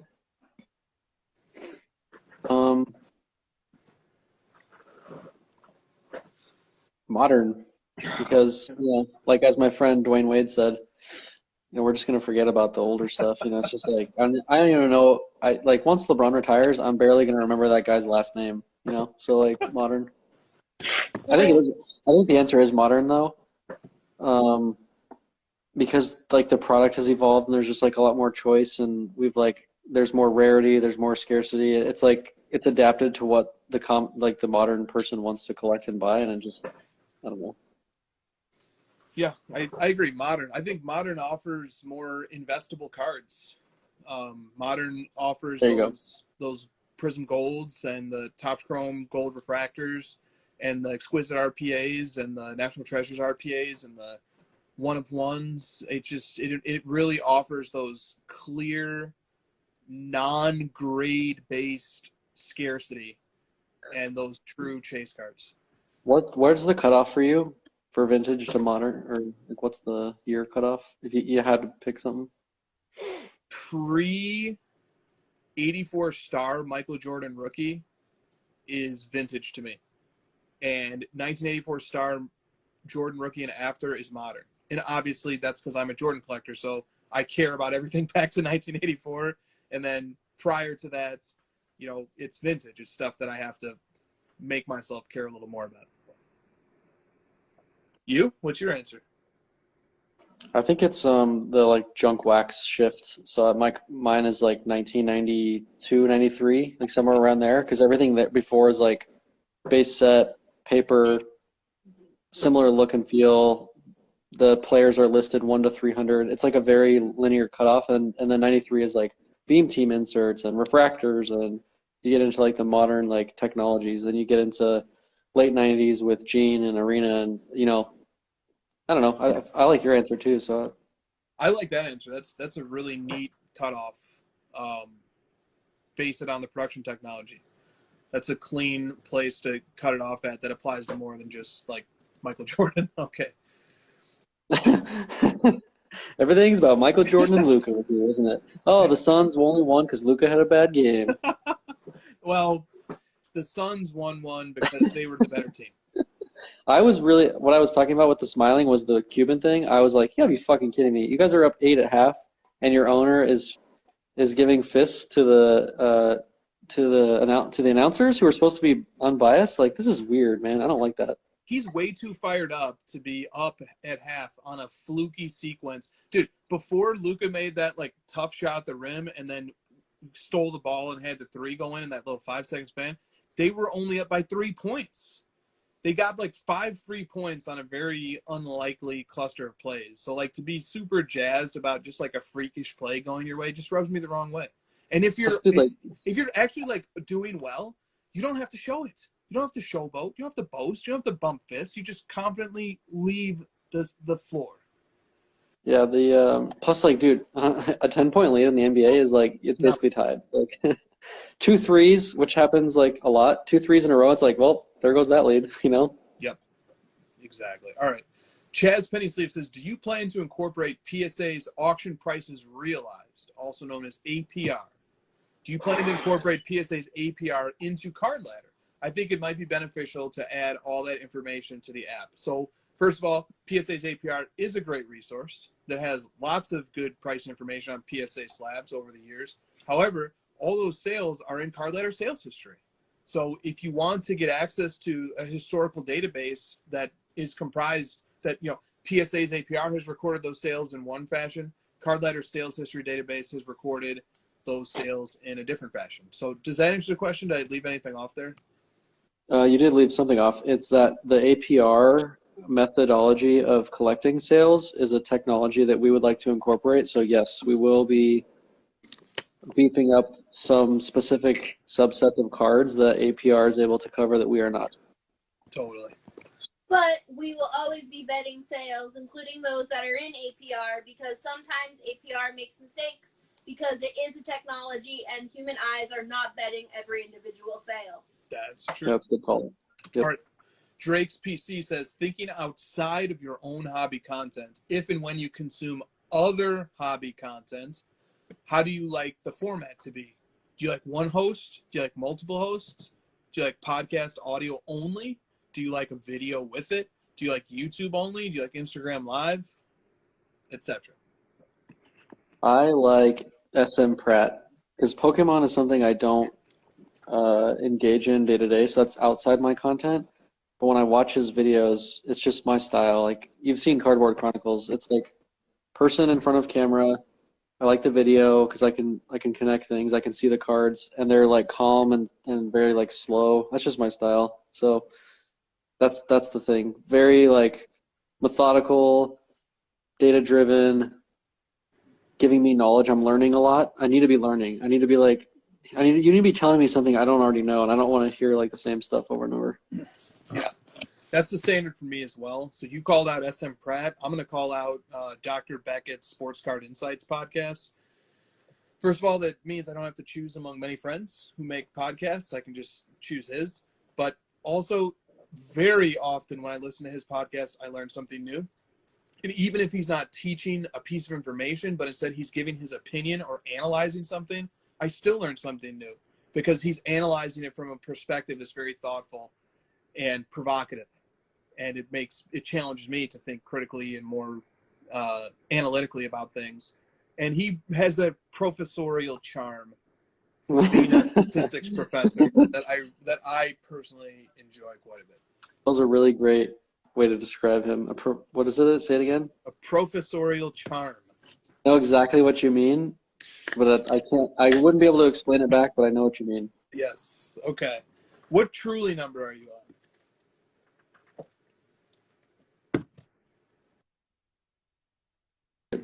What truly number are you on? 3. 3. Okay. Card Collecting 82 says, what is the coolest card you've learned about this month? This month? Oh my gosh, these questions are hard. These questions are hard. This month? I'm going to the feed and looking at stuff that the cards that were added to Card Ladder. I'm just going to stop when I see one. Can I make the Tri-Logo Man LeBron? Yes. You can't do it. Do you have one? I'm thinking. Yeah, Josh is thinking. Let him think. He got snippy with you. No, I know, because I'm not. Because I already know everything about every card, so like I can't learn new things, you know? Oh, I know.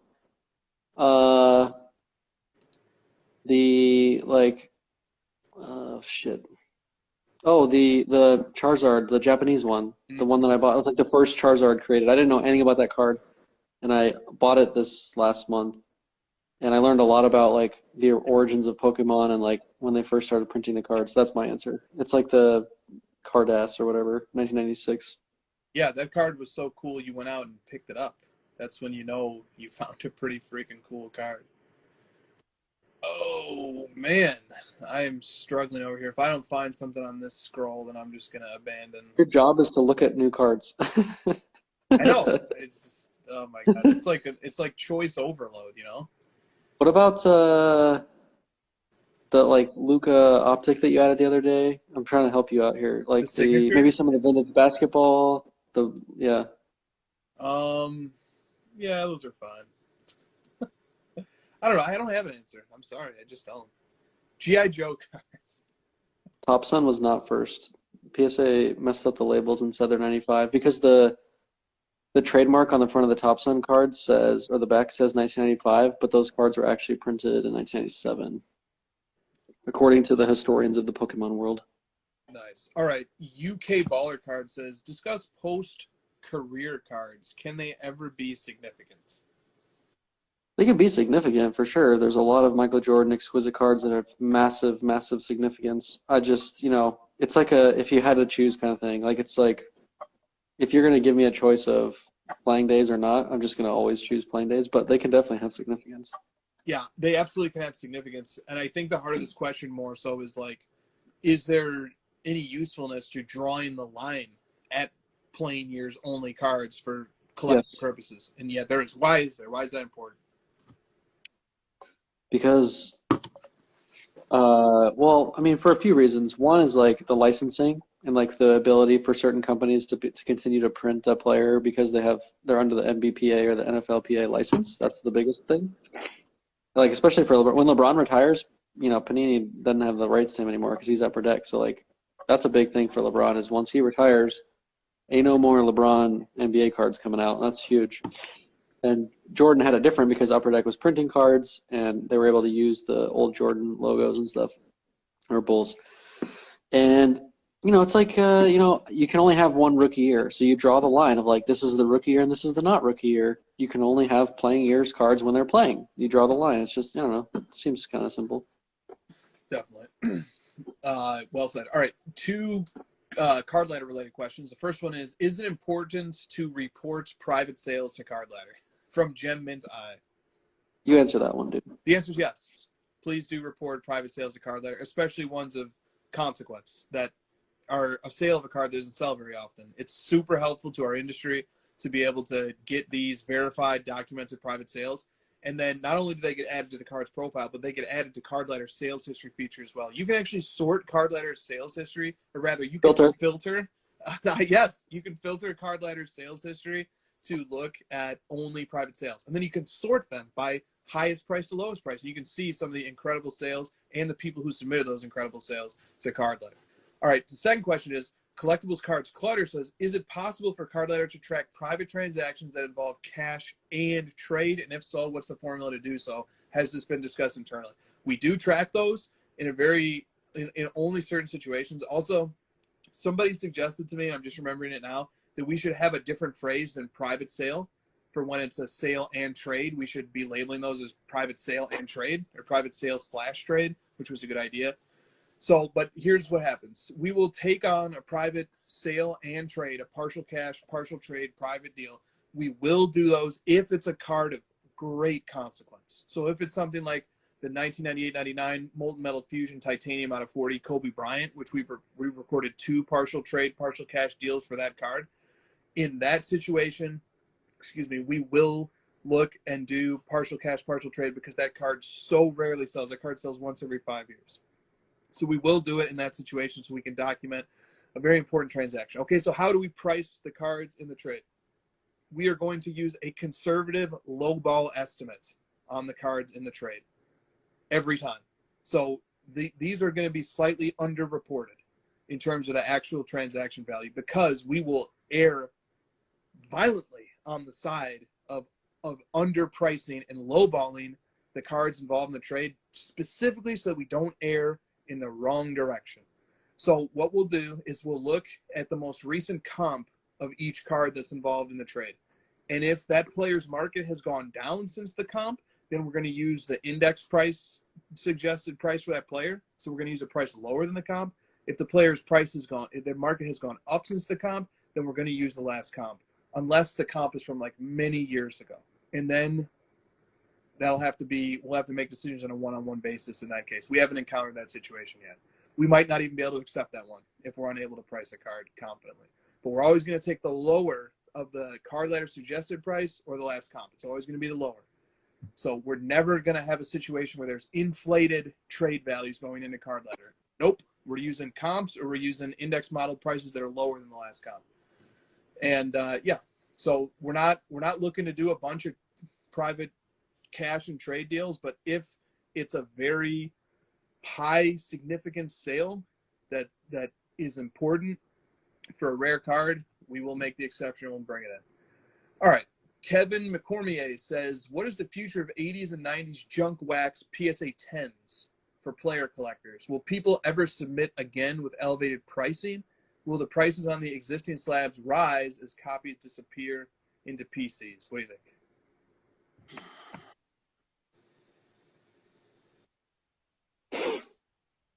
Ugh. I mean, this question kind of applies to like, you know, modern base high pop stuff as well. It's kind of the same like answer. You know, I just can't predict the future on that kind of stuff, man. Like the pops are just so high on a lot of that like junk wax and stuff, and like we still even haven't like as we alluded to earlier in the show, we still haven't gotten through the grading of all that stuff, and it's still going to continue to rise the population. I don't know. I just feel like the growth of it was just the spike already happened. And I just don't see a time at which we'll get back to that. And like, I'm not sure that. I think we just hit that perfect little timing in the window of like it hit its little boom, and people were excited about it and investing in anything that was a PSA 10. And then I just don't see a scenario where we go back to it. And if it does, I'm not able to predict it. Yeah, good. Well said. Christina has been focused on adding this particular set to Card Ladder. This is the 1987 Flair basketball set. And there's cards like this, the 1987 Bill Hanslick PSA 10, which is worth about $300. It's a pop 68. So this is, I suppose this is, you know, some mid to late 80s junk wax. But for some reason, these cards have become super popular. And or rather, their markets have been going up recently, I should say. That's actually what's happening. And it's happened over the course of 2021. So this card sold for as cheap as $20 in November of last year. And now it's a $240 card. So look, you know, I'm not sure what's going on here. But I'll speculate, even though I have no special knowledge of this. I think that maybe people are taking an interest in set collecting. And like there's like maybe 10 new set collectors. And that's all it would take for something like this to happen. Because this guy's card is only a pop 68. There's only maximum potential of 68 people who could build that set. And I know that there's actually lower pop PSA lower 10s than that. Yeah. There's some in the low teens. Here's another one that's pop 57. Pop 37. Gerald Henderson, 1987 Fleer PSA 10, which also increased like 30x over the past year, is a pop 37. Okay, just crazy. If you just go to Card Ladder, put in 1987 Fleer, and then search by annual percentage change, you'll find all these crazy low pop PSA 10s from the set. And that set's super tough, right, because of the way that it's framed and centered. Right, yeah. Four pop all right. chambers, yeah. There you go. I learned something new because I just assumed the question was like, oh, the high pop like junk wax stuff. There's actually like really cool set stuff from that question. Like you answered it better than me, so I learned something. That's cool. Nice, good. Okay. Green Eye Sports 24 says, if you could go back in time to the 70s or earlier, what cardboard box would you love to rip? 61 Fleer. Oh, that's a great answer. Yeah. 61 Fleer basketball. Tops? 52 tops is a great answer. Man, that would be great. Did 48 Bowman basketball come in boxes? I don't know how it was packaged, but yeah. All of those would be fun because like you're basically guaranteed. I don't know like how those actually work, but I think you're like basically guaranteed to get kind of all the main like players, right? Yeah, I think that's right. I don't think there was like because I know for a fact that like 86 Fleer basketball you get like three MJs every box. Exactly. J Spot Hawaii says, do you have any pre-show rituals before going live on the crossover?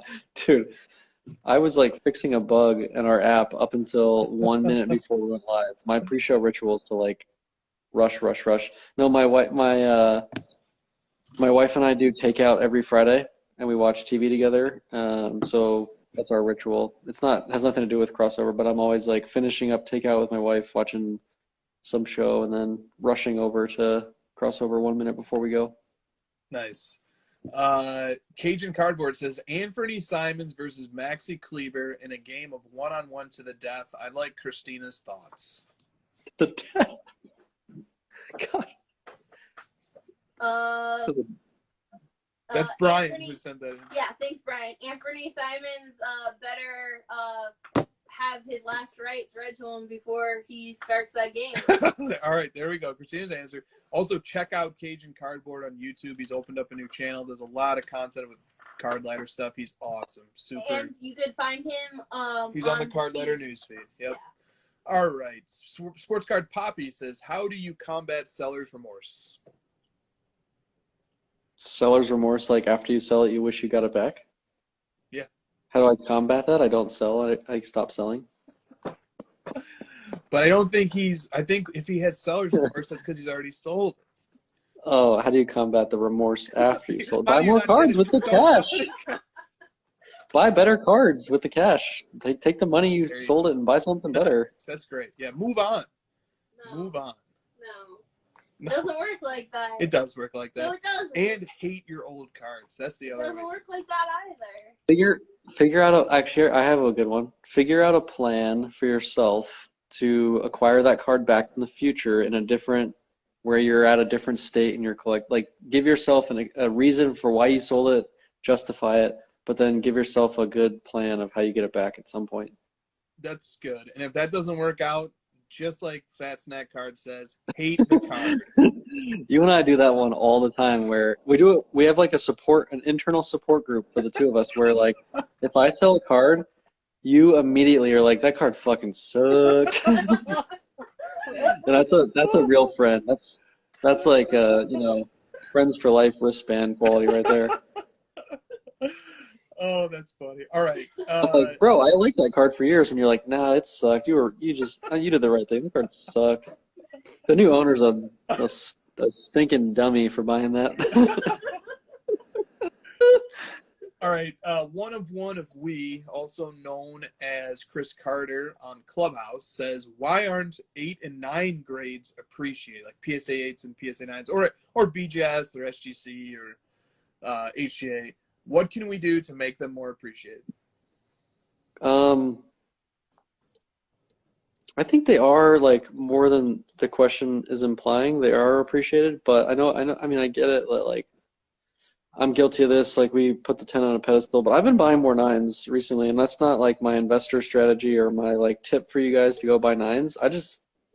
I think they're cheaper, and I'm really good at like spotting eye appeal on certain 9s. Like, I'm looking at the centering and I'm trying to compare it to like what I've seen in the past on 10s, and I really enjoy buying 9s. 8,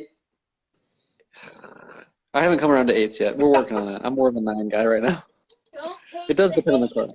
All right, hold on. It depends on the card and the era of the set. Like, there's way more to that question. Like 90s, I would love to have any 6s or 7s or 5s, and like the super rare 90s stuff, and then vintage, like even harder to grade. So like it just depends on the era. Oh, damn it! You're right. It does, but here, can we talk through something as a group and as a chat and as Instagram Live? Are you about to like lead us down the path of righteousness? No. No. No, I'm not. Are you prepping to show us something? We're waiting. Yeah, those days are over. All right. So this card, you said you're not quite there in PSA 8s. So this card is currently on eBay for about 10 grand. It is the 1996 Flair Showcase Legacy Collection Row 2, which is numbered to 150. Michael Jordan. Come there. PSA 8. Buy that. Buy it, you bitch. Okay, this is what I need. And then look, I go over to Card Ladder sales history, okay, and I'm like searching this particular card here and seeing recent sales. And what do I have here? Okay, so a BGS 9 sold for 22 grand in March, but the market was higher in March. BGS 7.5 sold for 8 grand in September this year. But most recently, a PSA 8 only sold for 8 grand with Golden a week and a half ago. So like these are the more recent sales. This is a raw version. A raw version sold for 7 grand. So like these are the comps that really kind of matter. 22 for a BGS 9, 8 for a BGS 7.5, and then 8 roughly for a PSA 8 most recently. And then this guy's just chilling here. I mean, this is numbered to 150. These are super beautiful. Just some of the most beautiful. Oh, look at that number. Number 66, right? 2 6s are better than 1 6. Just not the third. No, we don't want the third. So I don't know. Is this a buy? Should I just smash this bin? See, live? Chris, can I do a little thing with you? Can I give you a little bit of a what's that word? What's that thing when you're like, getting into drugs and all your family pulls you together to talk to you? An Intervention. Why are you spending $5,000 on Lamar Jackson when I could easily convince you to spend that $5,000 on something as beautiful as this card? I know it's not $5,000, but two less Lamar Jacksons and you got this instead. What's going on? Oh, that's a good question. It is a good question. It is a very good question, my friend.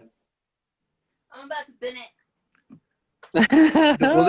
Does this show my information if I commit to buy this? It does? Oh my God, you should do it, dude. This is happening right now. Oh, yeah, I'm gonna buy it. Are you doing it? No, let me do it. I'm not showing. What are you doing? You're buying it? I'm gonna buy it right now. Fucking buy it. Just sell. Oh, Vic just said I bought it. Wait. No, someone bought it. Vic just bought it. No! Is that buyer's remorse? What is that called? Wait, hold on. Are you serious, Vic? Did you just buy that thing? Vic, did you buy that? Said he did. Vic just came in and said I bought it. Vic, are you trolling? What, Christina? It said transaction blocked. He's joking. He's joking. He's joking. Oh, that was too. Okay, buy it.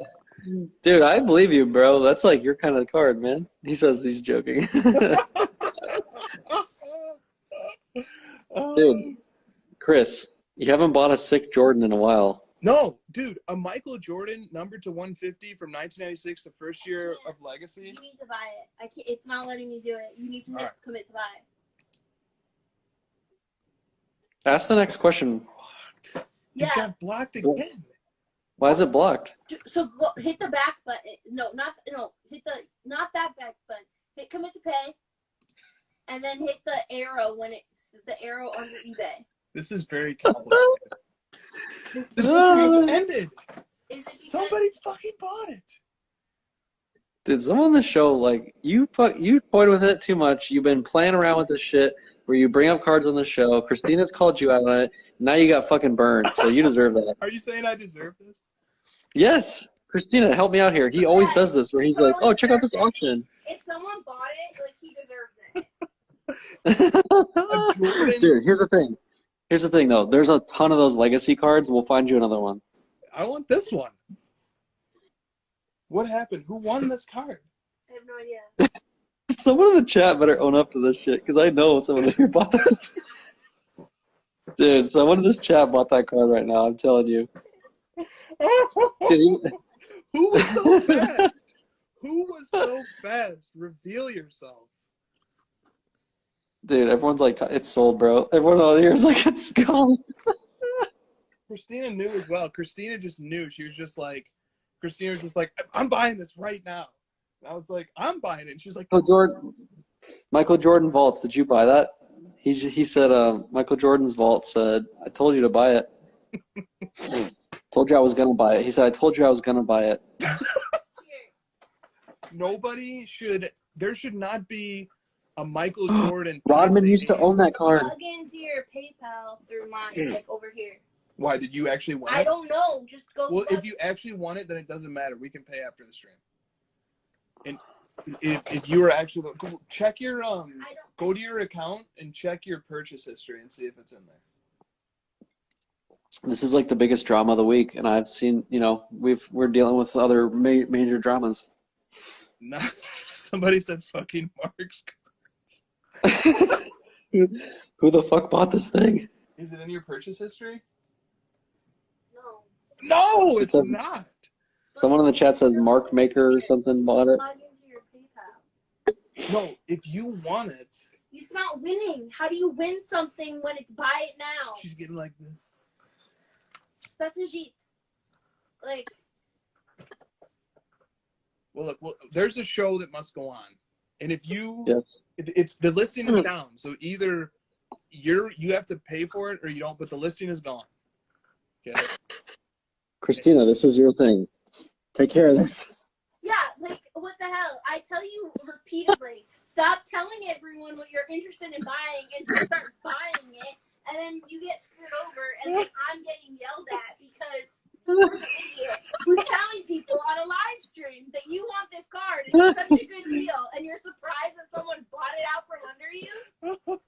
there's like 150 people on this live. Who the fuck, like, one of these fuckers is gonna buy it. There should not Yeah, be dude. a Michael Jordan card numbered to 150 from the Legacy Collection in a PSA 8 beautiful slab for under 10 grand. There just shouldn't You know what happened? You've been toying with this for a while. You've been playing with fire with like showing people Christian McCaffrey auctions and Lamar Jackson and Nikola Jokic.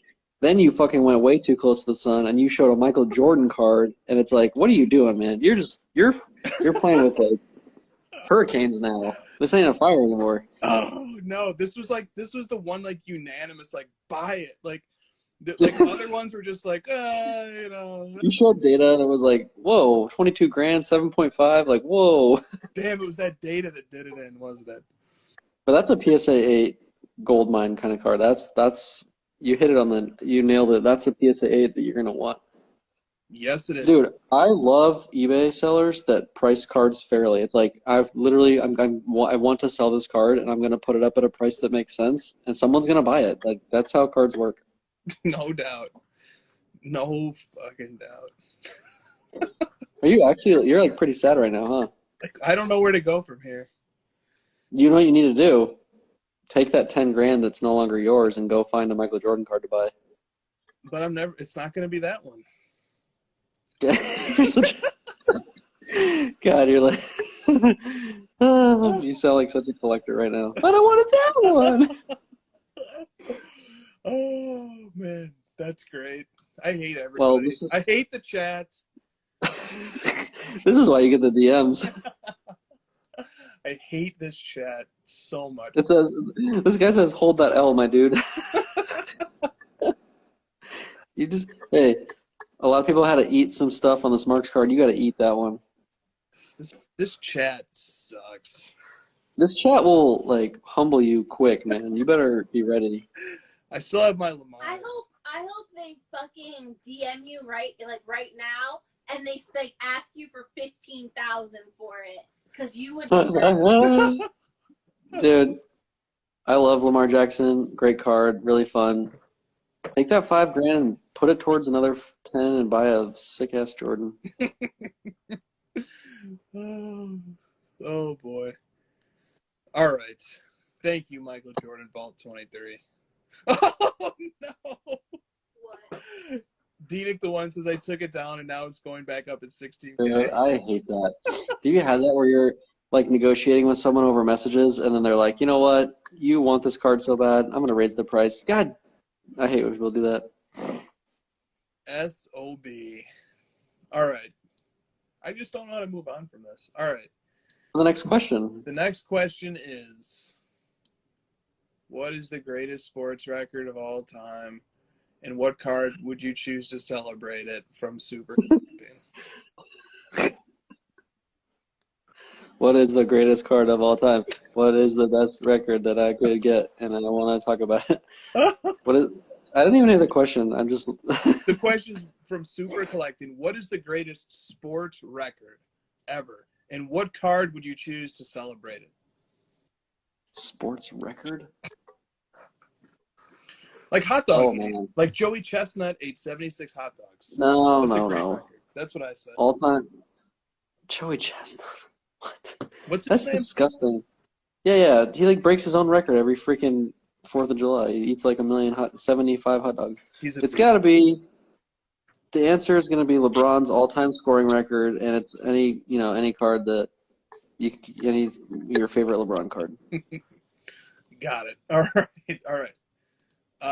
Moving on. Thought from JHC Cards. We're gonna need the chat to help us with this one. What are your thoughts on PSA's queue system? I think it went pretty smooth, and I did not mind the paywall element to it. I did not mind the paywall. So, does anybody in the chat participate in the what's it called, submission event? Yeah. Excuse me, that happened earlier this week. Like, how did it go? I've heard good things as well. I heard the first one had technical problems, but that this one went smoother. Yeah. Yep. It was great to hear. Yep. So, anybody want to comment on that, or? Okay. All right. Well, I've heard good things, and man, those PSA submission events sell out super quick. Oh, Powell says it was not so great because he waited for 2 hours and didn't even get in. All right, there were some questions that like we've had asked to us in a multitude of different ways, but these questions are so popular that I just will repeat it because for some reason they keep showing up every week. FedEx accountants. Dude, there was one about how do you insure cards for over 20 grand? And I like, okay, we deal with that question all the time. Do you want to say anything about that one? How do you insure? Oh, no, please. No, go to, I want to hear this question. No. All right. So Corner Taken Quickly says, suppose Josh Luber contacts you and Josh Johnson and tasks you two with designing the Topps Chrome parallels. First, the total number. Second, the serial numbering. And then the types, superfractor, gold, etc. Yeah. Okay, I'll go first. And then you can give your stupid answer after. Superfractor, out of 50 gold, and then a non-numbered silver, and then maybe like two more. I would do like an X-fractor and like a black or a red or a blue or something. I'd do like a couple more because I think it is fun to have a few. And I would do the X-fractor out of like 100, and the next one out of like 250, and then the silver unnumbered. Which is like, I'm copying from existing stuff of what I enjoy. Like, I'm not trying to like reinvent the wheel. Love it. No autographs, no memorabilia cards. I know this is Topps Chrome. Topps Chrome Baseball has autographs and stuff, but none of those. Nope. And then, we need the colors. We need the superfractor 1 of 1 for sure. And I want some like secondary 1 of 1 too. So I don't care what it is. I like the gold superfractor 1 of 1, and then I want another 1 of 1. And it can be whatever. It can be the white or 1 of 1, or because they used to like have 1 of 1s in Topps Chrome, or maybe that's Finest or something. I don't care. I need 2 1 of 1s. The main one and then the second one. Like the black and the nebula. I need a second 1 of 1. Then I want everything else to be the same as how Topps Chrome does now. I want the gold out of 50. I want the red out of 5. Just stay true to Topps Chrome. Otherwise, just stay true to it. I wouldn't change much. It's a masterfully made product. But since this is my product, I don't want the memorabilia. I don't want the autographs. I just want the hardcore, true color parallels, and I need 2 1 of 1s. I think the big thing for me is that I can't go through this without ripping on Panini, so I apologize. I just don't like the like gold shimmer, black gold, and gold. Like it just really waters it down, and like just make 50 golds that are the regular gold, and it gives more people a fun way to chase something versus like someone who has to chase the main one and then like 2 other people who have to feel shitty that they don't have the true gold, and like they have to like somehow convince you that the other gold is just as good, and I just don't like that. Fair enough. But I might be in the minority. Some people might like the black gold and the gold shimmer and the gold wave and all this stuff, but maybe I'm in the minority. No, it's a good rant. The gold wave isn't numbered. The gold shimmer's out of 10, and I agree with Josh because as someone who's chasing a rainbow right now, there are 46 parallels of Prism that I am chasing. So it's really frustrating. Too many. 46 is too many, it says Christina. All right. Another question that we get some variation of often is from mostly 90s basketball cards. The Greats, mostly 90s, one of our top question submitters. He says, do you like the Topps Chrome changed up their parallels from year to year, including the number of gold refractors? Or do you wish that they had stuck with consistency like Prism with the main numbering of parallels? That's what Panini has done very well, is that they've been extremely consistent with the gold out of 10, the RPA 99. They've been very, very good about that, and I love that. I think that's the answer. Like the 99 to 25 to 50 is confusing and it's strange.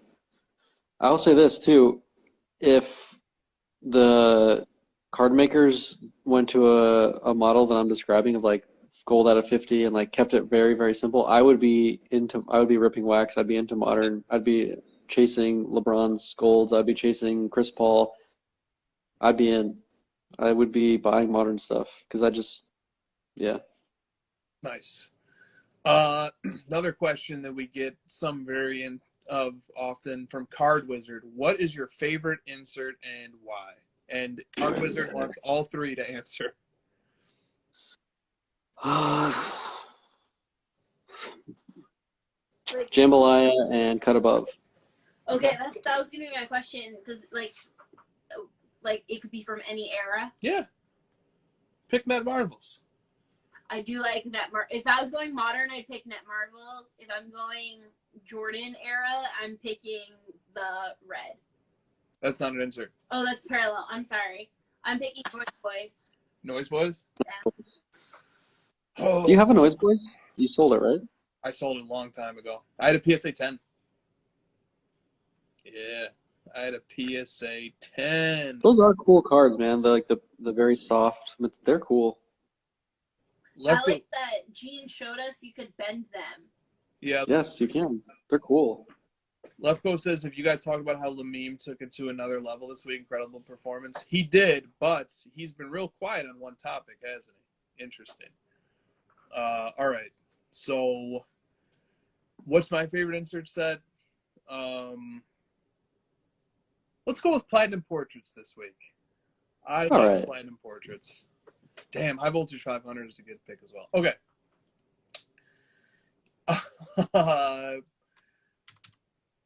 Do we want another? Okay, so House of Wax Sports Cards says, what are some sets or parallels of ultra-modern cards that you believe check all or most of the boxes from a collector standpoint that have long-term potential?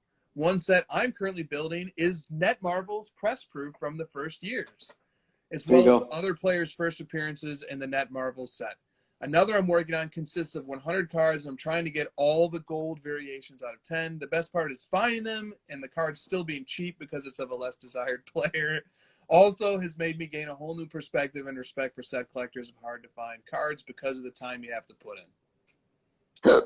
My answer for this is always Galactic. I just it just hits on a lot of fun collector aspects for me. SS, they're short printed. They're like not impossible to find, but they are hard to find.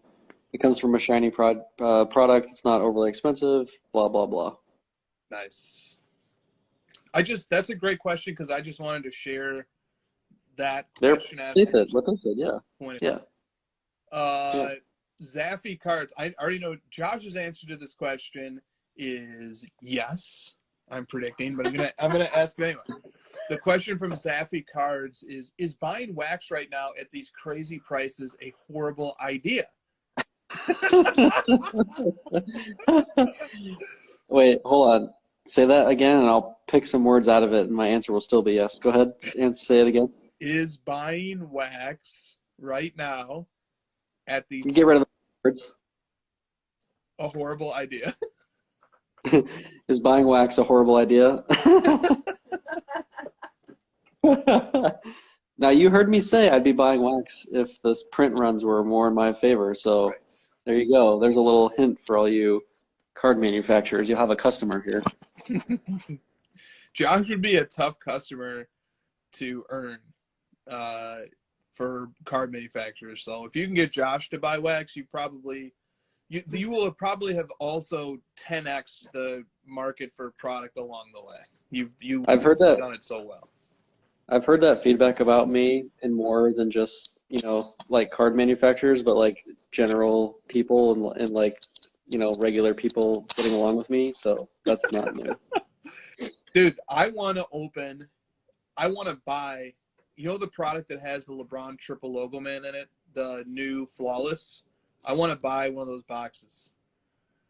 I want one so bad. There hasn't been like a really fun chase card like that I can remember. Like there's always the black one of the rookies and stuff, but just this one's just like more fun. The marketing of it has been awesome. Everybody's talking about it. It's such a unique card. I want to buy a box of the new Flawless and try to hit that card. And, those boxes are going to be so expensive. The first off the line sold out at like $11,500 per box. These boxes are going to be so expensive, but I still just want one so bad. I haven't wanted a box like this in a while. That's cool, man. Don't buy it, please. Thank you. Still a horrible idea, but that's cool, man. Thank you. Does anybody know what those boxes are going to go for? The hobby boxes of because that'll have the LeBron triple in it, right? So, like, how much are those going to go for? whatever the box is, people in the chat, double it so that Chris isn't tempted to buy it. I remember when you guys were buying the 2018 National Treasures for like $1,500 or something, and I was like, "Oh my God, why are you opening those?" And now I'm like, "Oh my God, that was such a great idea. Those like the prices just open the hell out of those boxes." Nope, not 15, Josh. 11. $1,100. We got the whole case for like a sealed case for 4,400. Dude, remember I literally was like, "Don't open those, guys." Like, it's not, and then now I'm like, "Oh my God, that was so cheap. It's like a pack of like gum, $1,100. Jeez."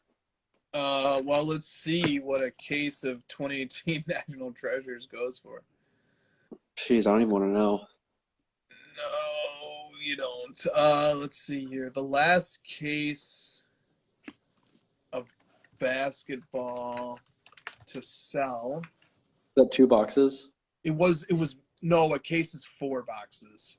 So you guys bought a case for $4,400. Can I guess? Yeah. Well, this sale, the last time a case sold was with Golden in May of 2021, May 24th. Oh my God, I might be so wrong that you guys are gonna laugh at me. Say it. Like 120 grand. 57.6. Right. But Okay. I know the sale that happened at National for 76. It was a private sale. 120, $500,000. All right. Well, very good. So, all right. There's my thing. There's my very good. I've just seen so many of those flawless boxes and National Treasures where like the best card is like a Clyde Drexler patch, like sticker auto, and I'm like, oh. Yep. Dude, it's been so long since a new Prism basketball or football has come out too. So, like, to answer Zappy's question, I can't wait to buy some new Prism football when that comes out in a few weeks. Or I guess it's pushed back until March. Man, I need some Prism in my Dude, life. there's no, wait, hold on a second. There's not a Mac Jones Prism card yet? Correct. What? Correct. That dude's like 28 already. He's like gonna retire. You better get that Prism rookie out. He already had like a great rookie season, then got knocked out of the playoffs unceremoniously in the first round, and his Prism rookie still isn't out yet. If anyone ever tried to blame Mac Jones for that loss, it's like they didn't stop them one time. How are you supposed to win? Yeah. The chat is taking Even the offense great- to your Clyde Drexler slander. Oh, come on. You guys know what I mean. Come on. Speaking of the 90s, Green Eye Sports 24 says, who was the best number 2 in basketball? And I don't think he's referring to the bodily function. Scottie Pippen, John Stockton, someone else. Elijah. Elijah was not a number 2. Oh, I thought you just meant like The Okay. second best player? yeah. No. I think Pippen wasn't a number 2 though. Pippen was Depending the on number if you 1. ask That's right. Jordan. if you ask Pippen, he was a 1B or a 1A. Pippen was the Can you 1A. Forget that. Can you imagine if John Stockton was on Jordan's team? They'd have like a lot more championships. I'm pretty sure Were they 6? Scottie Pippen said that he was better.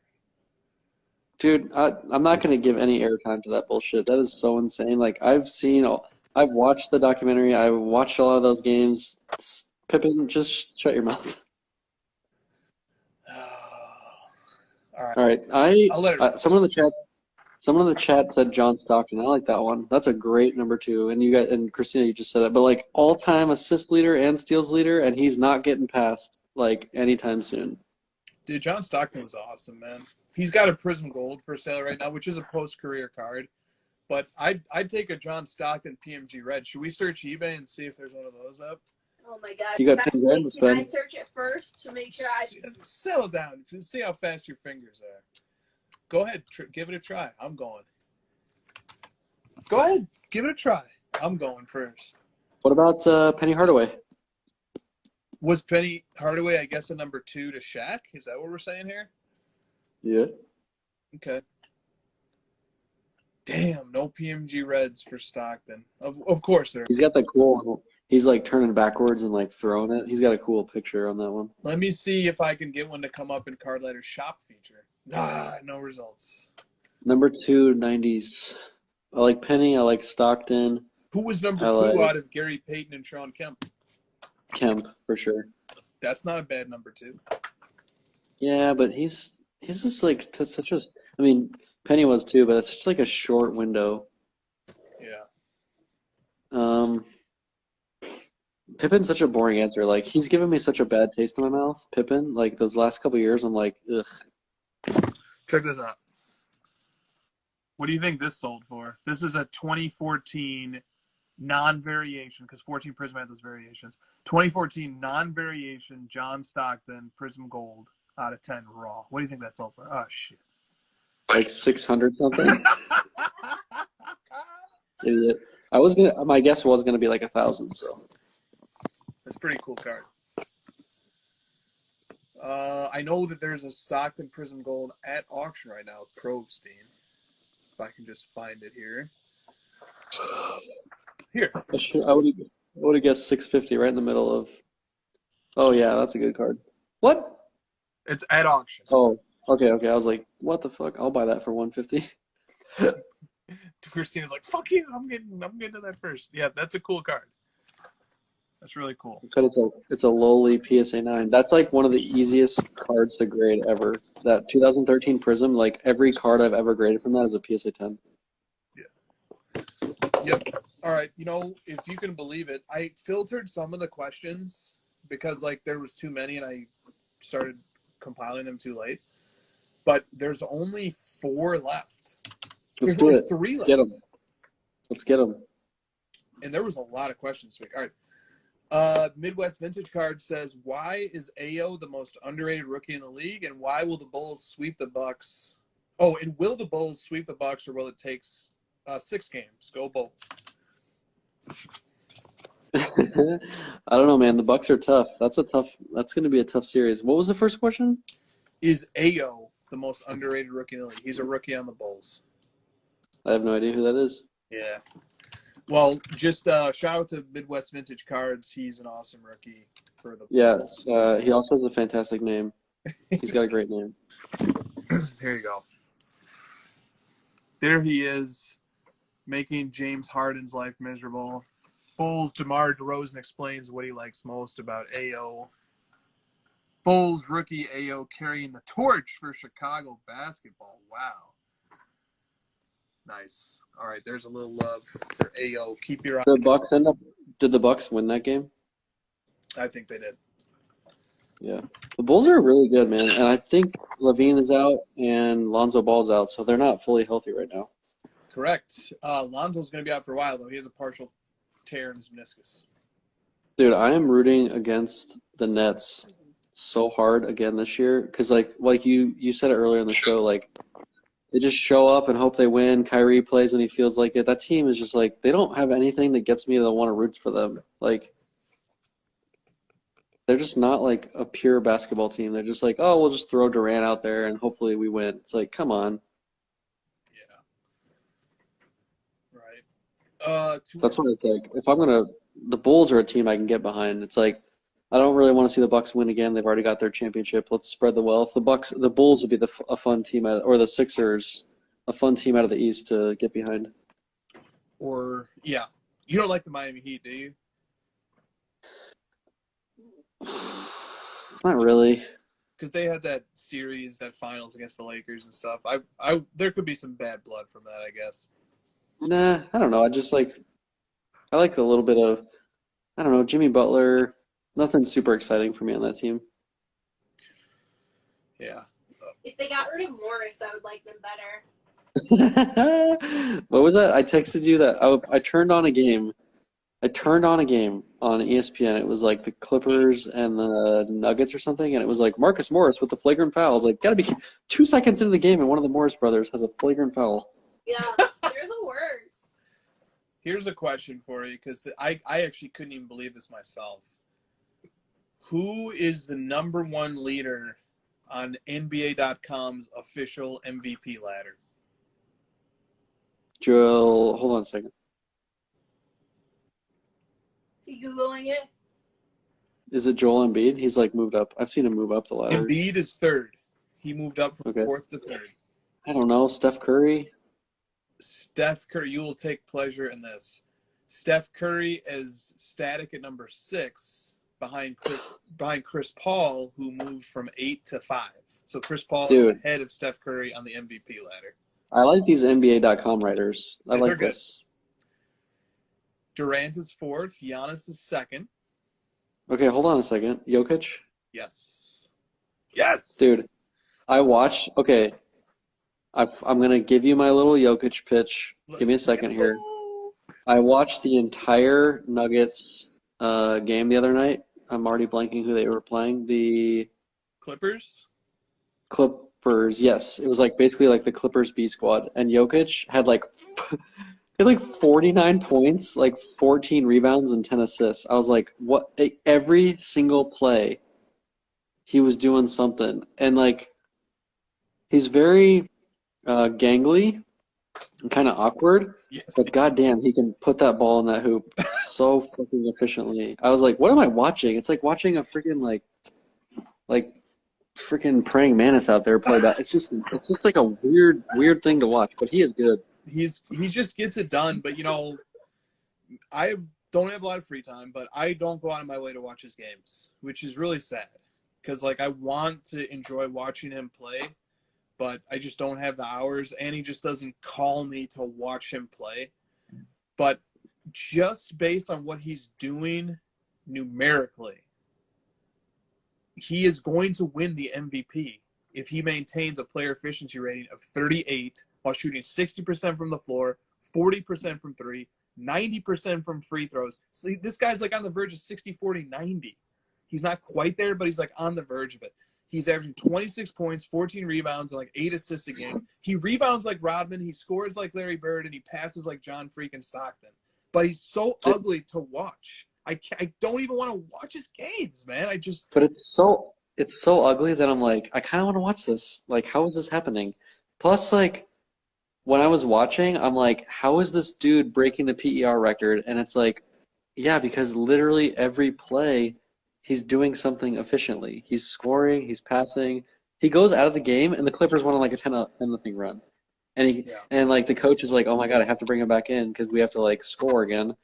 He's really good about dude, he like brought the ball from the top of the key, did a Euro step, drew the foul, and laid it in. It was like that was like a point guard move, and the dude's like 7 feet and looks like he's never walked before. Like, it's insane. He makes me feel like I can go out there and do it too, Doesn't he look like he's never walked? I'm like, Yeah. Did you just learn how to walk last week? That guy who like impersonates the NBA players, struts and stuff. Yes. I gotta see him do He does one. He has one. Oh damn! He's done it. That's You awesome. Google Max's nice Jokic. Put it up on the screen, dude. He's done it. It's really good. All right, hold on. Let's find this. It's Max's nice with 2 E's. Jokic. God, I'm using fucking Bing. Hold on. I think he's even got like the jersey thing that Jokic does. Like I think he's doing all that stuff. Dude, he is very awkward to watch, but I was entertained. Yeah, he is. There we go.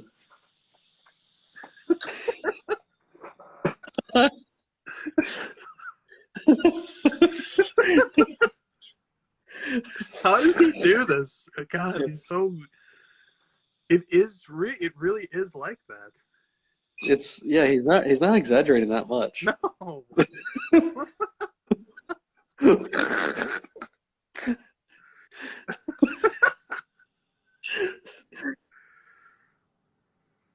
Yeah, Chris said he uses Bing, so just deal with it. I do not use Bing. Dude, you use Bing. I don't want to hear. Not. You told me one time that Bing image search is better than the Google The image Bing search. image search is legit. All right. Keep that. That's a trade secret. What I'm thinking is Dude, like, this is so good. there's like someone else on the other side of this basketball court, right?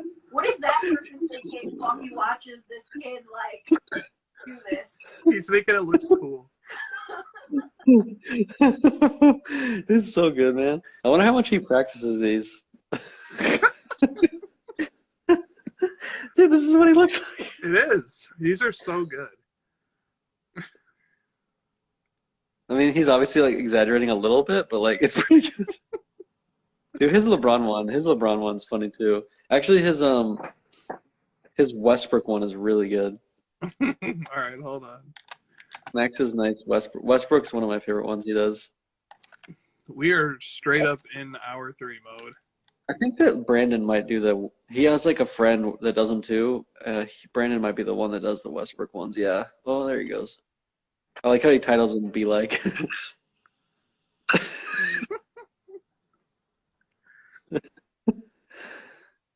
Dude, he's got him down, man. Yeah, he's good. Get this out of here. All right. Get to the other last couple questions. His Zion. Oh, he's got the Zion like jog. Have you seen him do the Zion one? Yeah, the Zion one's really good. The jog after he scores. All right. Nice looking cardboard said, you mentioned you recently saw a Chronicles Luka that sparked your interest in obscure rookie products. With so many products of late, what do you think might make for a desirable rookie card down the line in the future, other than low pop and serial numbered? So besides low population and serial numbered. Yes, Prism and National Treasures will always be up there, but will it be a unique design, like a Court King's portrait? Will it be a color match parallel? Will it be a photo selection? Will it be an obscure short print product like 1-in-1? There's no right answer, just wondering what the team thinks from a collector's point of view. Nice effort question to really drag that. That's a good one. I give credit to that. That's good. Well, no, I'm not going to answer it, but it's good. I don't know any of those modern products, dude. I don't know. Right. Dude, 1-in-1 is such an awesome story of a product, just like the greatness of the product, really the greatness of one set in the product, the greatness of the timeless moments, right? Yeah. The greatness of the timeless moments set made that product go from like a $300 box of release to like $1,000 and just be one of the most chased products out there. So I don't know, what did that product do right? It had great photos, great concept, rare. You know, they're super rare, and there's a handful of variations, including a gold out of 10 and a 1-of-1. Are they all autographed? Sorry, are they all autographed? The timeless moments are, but the base set is not, obviously. Those are cool, man. I mean, it's like you said, they hit on stuff that collectors want, which is like great photographs, something rare, something that they can latch onto, right? Something that they can think about long term and not just Yep. What color parallel is it? Totally. All right, and the final question of today. This is a heady one. Elevated Card Collector says, with interest rates rising, will we see collectors unload some cards to help buy new homes? Yeah. Hold on. Purchasing power will be greatly diminished with each rate increase. For some, it is time to act now, or you'll have to wait 3 to 4 years for interest rates to come back down. I work as a broker for Coldwell Banker Global Luxury. Based on the trends I'm seeing, things are about to get very rough for potential home buyers. Rates have already gone up. The Fed will probably raise rates twice this year. I'm interested to see how this might impact the sports card market. And his initial question was, are people going to sell cards to buy a home now before interest rates go up? Yeah, I admittedly don't know a ton about like inflation and interest rates and like the Fed, but I know like enough to be able to speak on it with some degree of intelligence. And I know that like the Fed increasing the interest rate has like massive trickle effects, especially like what you're talking about with housing, people taking loans to buy homes, and then like, inflation going up and purchasing power going down. I think all of it obviously affects, if you really break it down, cards are like, they're a nicety. Like it's something that's not necessary to survive. So like if the shit hits the fan for people, like sadly they will be selling their cards first to be able to like pay for, their mortgage and their rents and transportation and things that are actually necessary. So that's always going to be a risk that you're exposed to in sports cards. But I feel like, we've seen the bullish market of stock market start to hit, and crypto has started to hit. Like today, it was dude, Netflix stock today went down 20%. One stock, 20% one day. Insane. And So like, and cards aren't doing that necessarily. So I don't know, man. You and I talked about like, should we invest in stock? Should we do cards? Just do all of our money in cards? Like, what should we do? I feel like cards have like survived a lot of shit this year. And like you asked this question earlier this week. Is it more impressive that cards went up 500% since COVID, or that they've maintained it this last year? And I said the 500%, but like if you said that the fact that they've maintained it through all the craziness, not the wrong answer. And if it continues to maintain, would you be surprised? Like if the interest rates went up and the shit hit the fan in the stock market and the cards maintained, would you be surprised? Because you were surprised at this last year. Would you be surprised if it continued? I guess so. I mean, to answer this question properly, like you said, I don't have expertise in the real estate market. I don't have expertise in the stock market. I have a narrow expertise in markets, and it's cards, you know. So when we start talking about how different adjacent or not even adjacent industries are going to impact ours, I really am not super qualified to answer that question.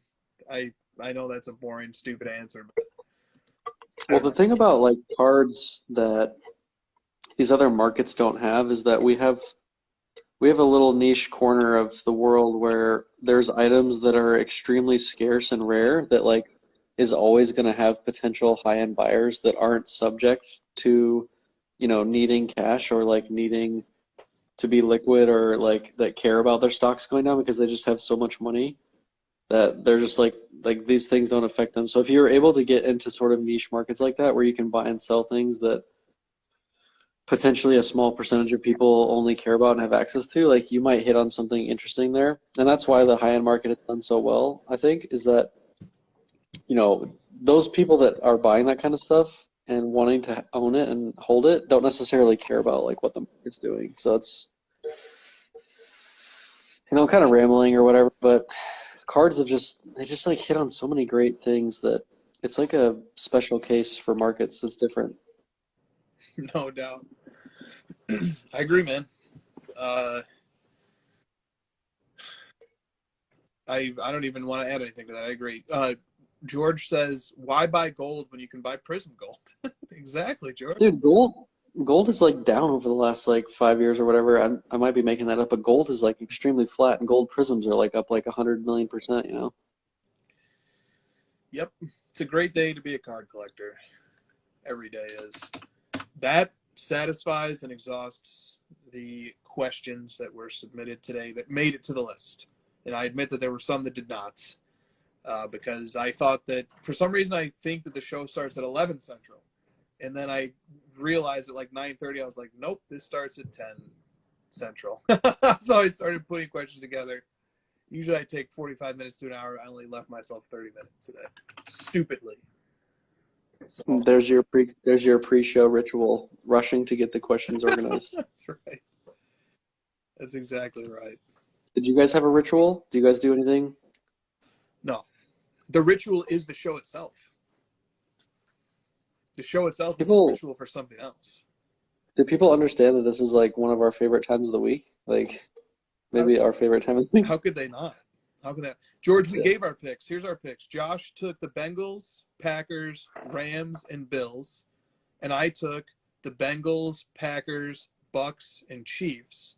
And Christina took the Bengals, Packers, Bucks, and Bills. Someone's going to be right. We all took the Bengals and the Packers? Yep. What are the order of the games? What's the two games tomorrow and the two games Sunday? Tomorrow the games actually are. I was like, I can't get too excited. I have to actually make myself not get excited if there's more than one sleep in between me and the games, or the next day actually. More than one sleep? He What is this, like Christmas or something? Yeah, he counts time like Sammy does, Josh. Like, there's more sleep until Santa comes. I'm so glad that you said that, because like I just love that you like remember that about him, because he's all about like, 2 more nights until whatever, and I'm like, what? That's how we count. Like, there's 2 more sleeps until football. Oh my god! That's how we count down to likes. What am I looking Chris at? has like time. What? Chris, God damn it. Oh, this says something. Okay. The first game, Bengals at Titans tomorrow, 3:30 Central. The second game tomorrow, 49ers at Packers, 7:15. Then Rams at Bucks. They keep giving Tampa the early afternoon game. Rams at Bucks, Tuesday, 2 p.m. Central. Final game, they keep shoving Mahomes and Allen into the night game. Buffalo at Kansas City, 5:30 p.m. Sunday night. that's the big one, dude. That's huge. That game's so Oh my and the gosh. whole field will be set going into that game. So it's just like we already know if Tampa versus Aaron Rodgers is happening or not. We already know if Joey Cigars made it through. It's only gonna be Allen Mahomes. It's all our focus. We're not worrying about anything else. There's nothing left. Yeah. It's just that. Yeah, like that Tampa Bay. I used to call my buddy and we used to call him Tim Brady just to fuck with people. Like, oh, I wonder what Tim's gonna do tomorrow. They're like, Tim, the Patriot? Wait, what? Like Tim Brady? Like, oh, you mean Tom? Yeah, whatever. Tampa Bay. Tampa Bay. Joey Smoke Show. How many more night nights until you get to watch football? I think it's tomorrow. They only have one more night until football. One more sleep until football. So I'll put on Warren Sharp's gambling podcast because he just teaches me so much. He has so many stats. The guys just teach me so much. I'll fall asleep listening to Warren Sharp talk football numbers. I'll wake up. I'll mess around on the internet, do some card ladder stuff, and then the game will be on, and I'll be in a state of bliss. People are getting Christina's gonna laugh. I'm gonna get her to laugh. People are getting a little glimpse into Chris where he is like a total boss man baller, knowledgeable beast mode about all these different things, and then you encounter something that he's just like the most simpleton human of all time. Like, for example, like directions when driving or like navigating. Chris is like, huh? Do not never trust me to get you anywhere. How many sleeps until my prize football? Like, I feel like food. You're like teetering on it with food, where you're like, not even teetering. I'm there. Is it edible or is it not edible? I'm in caveman mode on food. I'm sleeping on sports, on cards. I'm a caveman card collector. You know, like we really want to get. I think that the people can learn something from this, though. Like, you know, it doesn't need to be overcomplicated. You just simplify things that don't need to be complicated. Just make them simple. Like, simplify it in your own mind.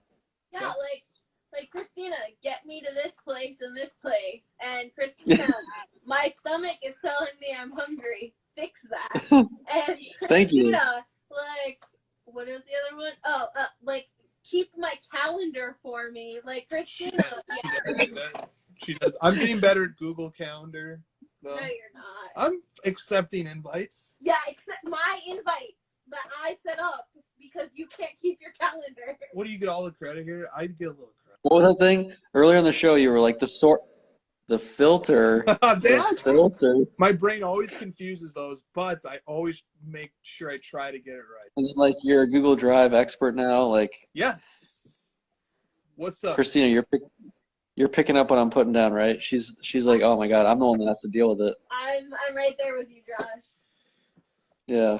We've never had this many people stay on nearly this long with us. I think we did a good job on the Marks cards topic, and then people just were like, oh, I'll give the rest of the show a shot. Dude, we had like when you were going off and walking us through the whole thing, like we had like 170 people solid just listening to what you had to say, and because honestly, the hardest part about that whole thing is like you need someone to really break it down and like walk you through each step and give you a really strong opinion at each step of the way. And I think you did that really well. Nice, good. Because I just blacked out. I just started talking, and then I was just done. Well, because at the beginning you were like, all right, guys, here comes a short overview, and it turned into like the main thing. I know. But like that's like an old trick. Like, oh, this is gonna be short, so then people are just like hanging because like, oh, he's gonna be done soon, but he's not. But then when you got to the meat, it was like, I feel like you like kicked up your energy at the right time of like, okay, now it's time to really focus, and you did a good job. That's funny. All right, let's call this a night. 2 hours and 45 minutes of nothing but free content to your brains. To your brain. Guys, Big we brain. only have 6 nights until the next crossover. 6 sleeps until the next crossover. Sleeps and nights, same thing. All right. I know what the caption of this episode is going to be. See you guys next week. Card Ladder, the best sports card app on the market. The future of sports cards is here. Card Ladder is the 21st century price guide and market analysis tool for sports cards. The best tools to help you track your cards. Watch the trends, stay informed, compare cards, and track the growth of your personal collection, all in one simple and intuitive platform. Join the innovators, not the imitators. The future is here. The future is now. Card Ladder.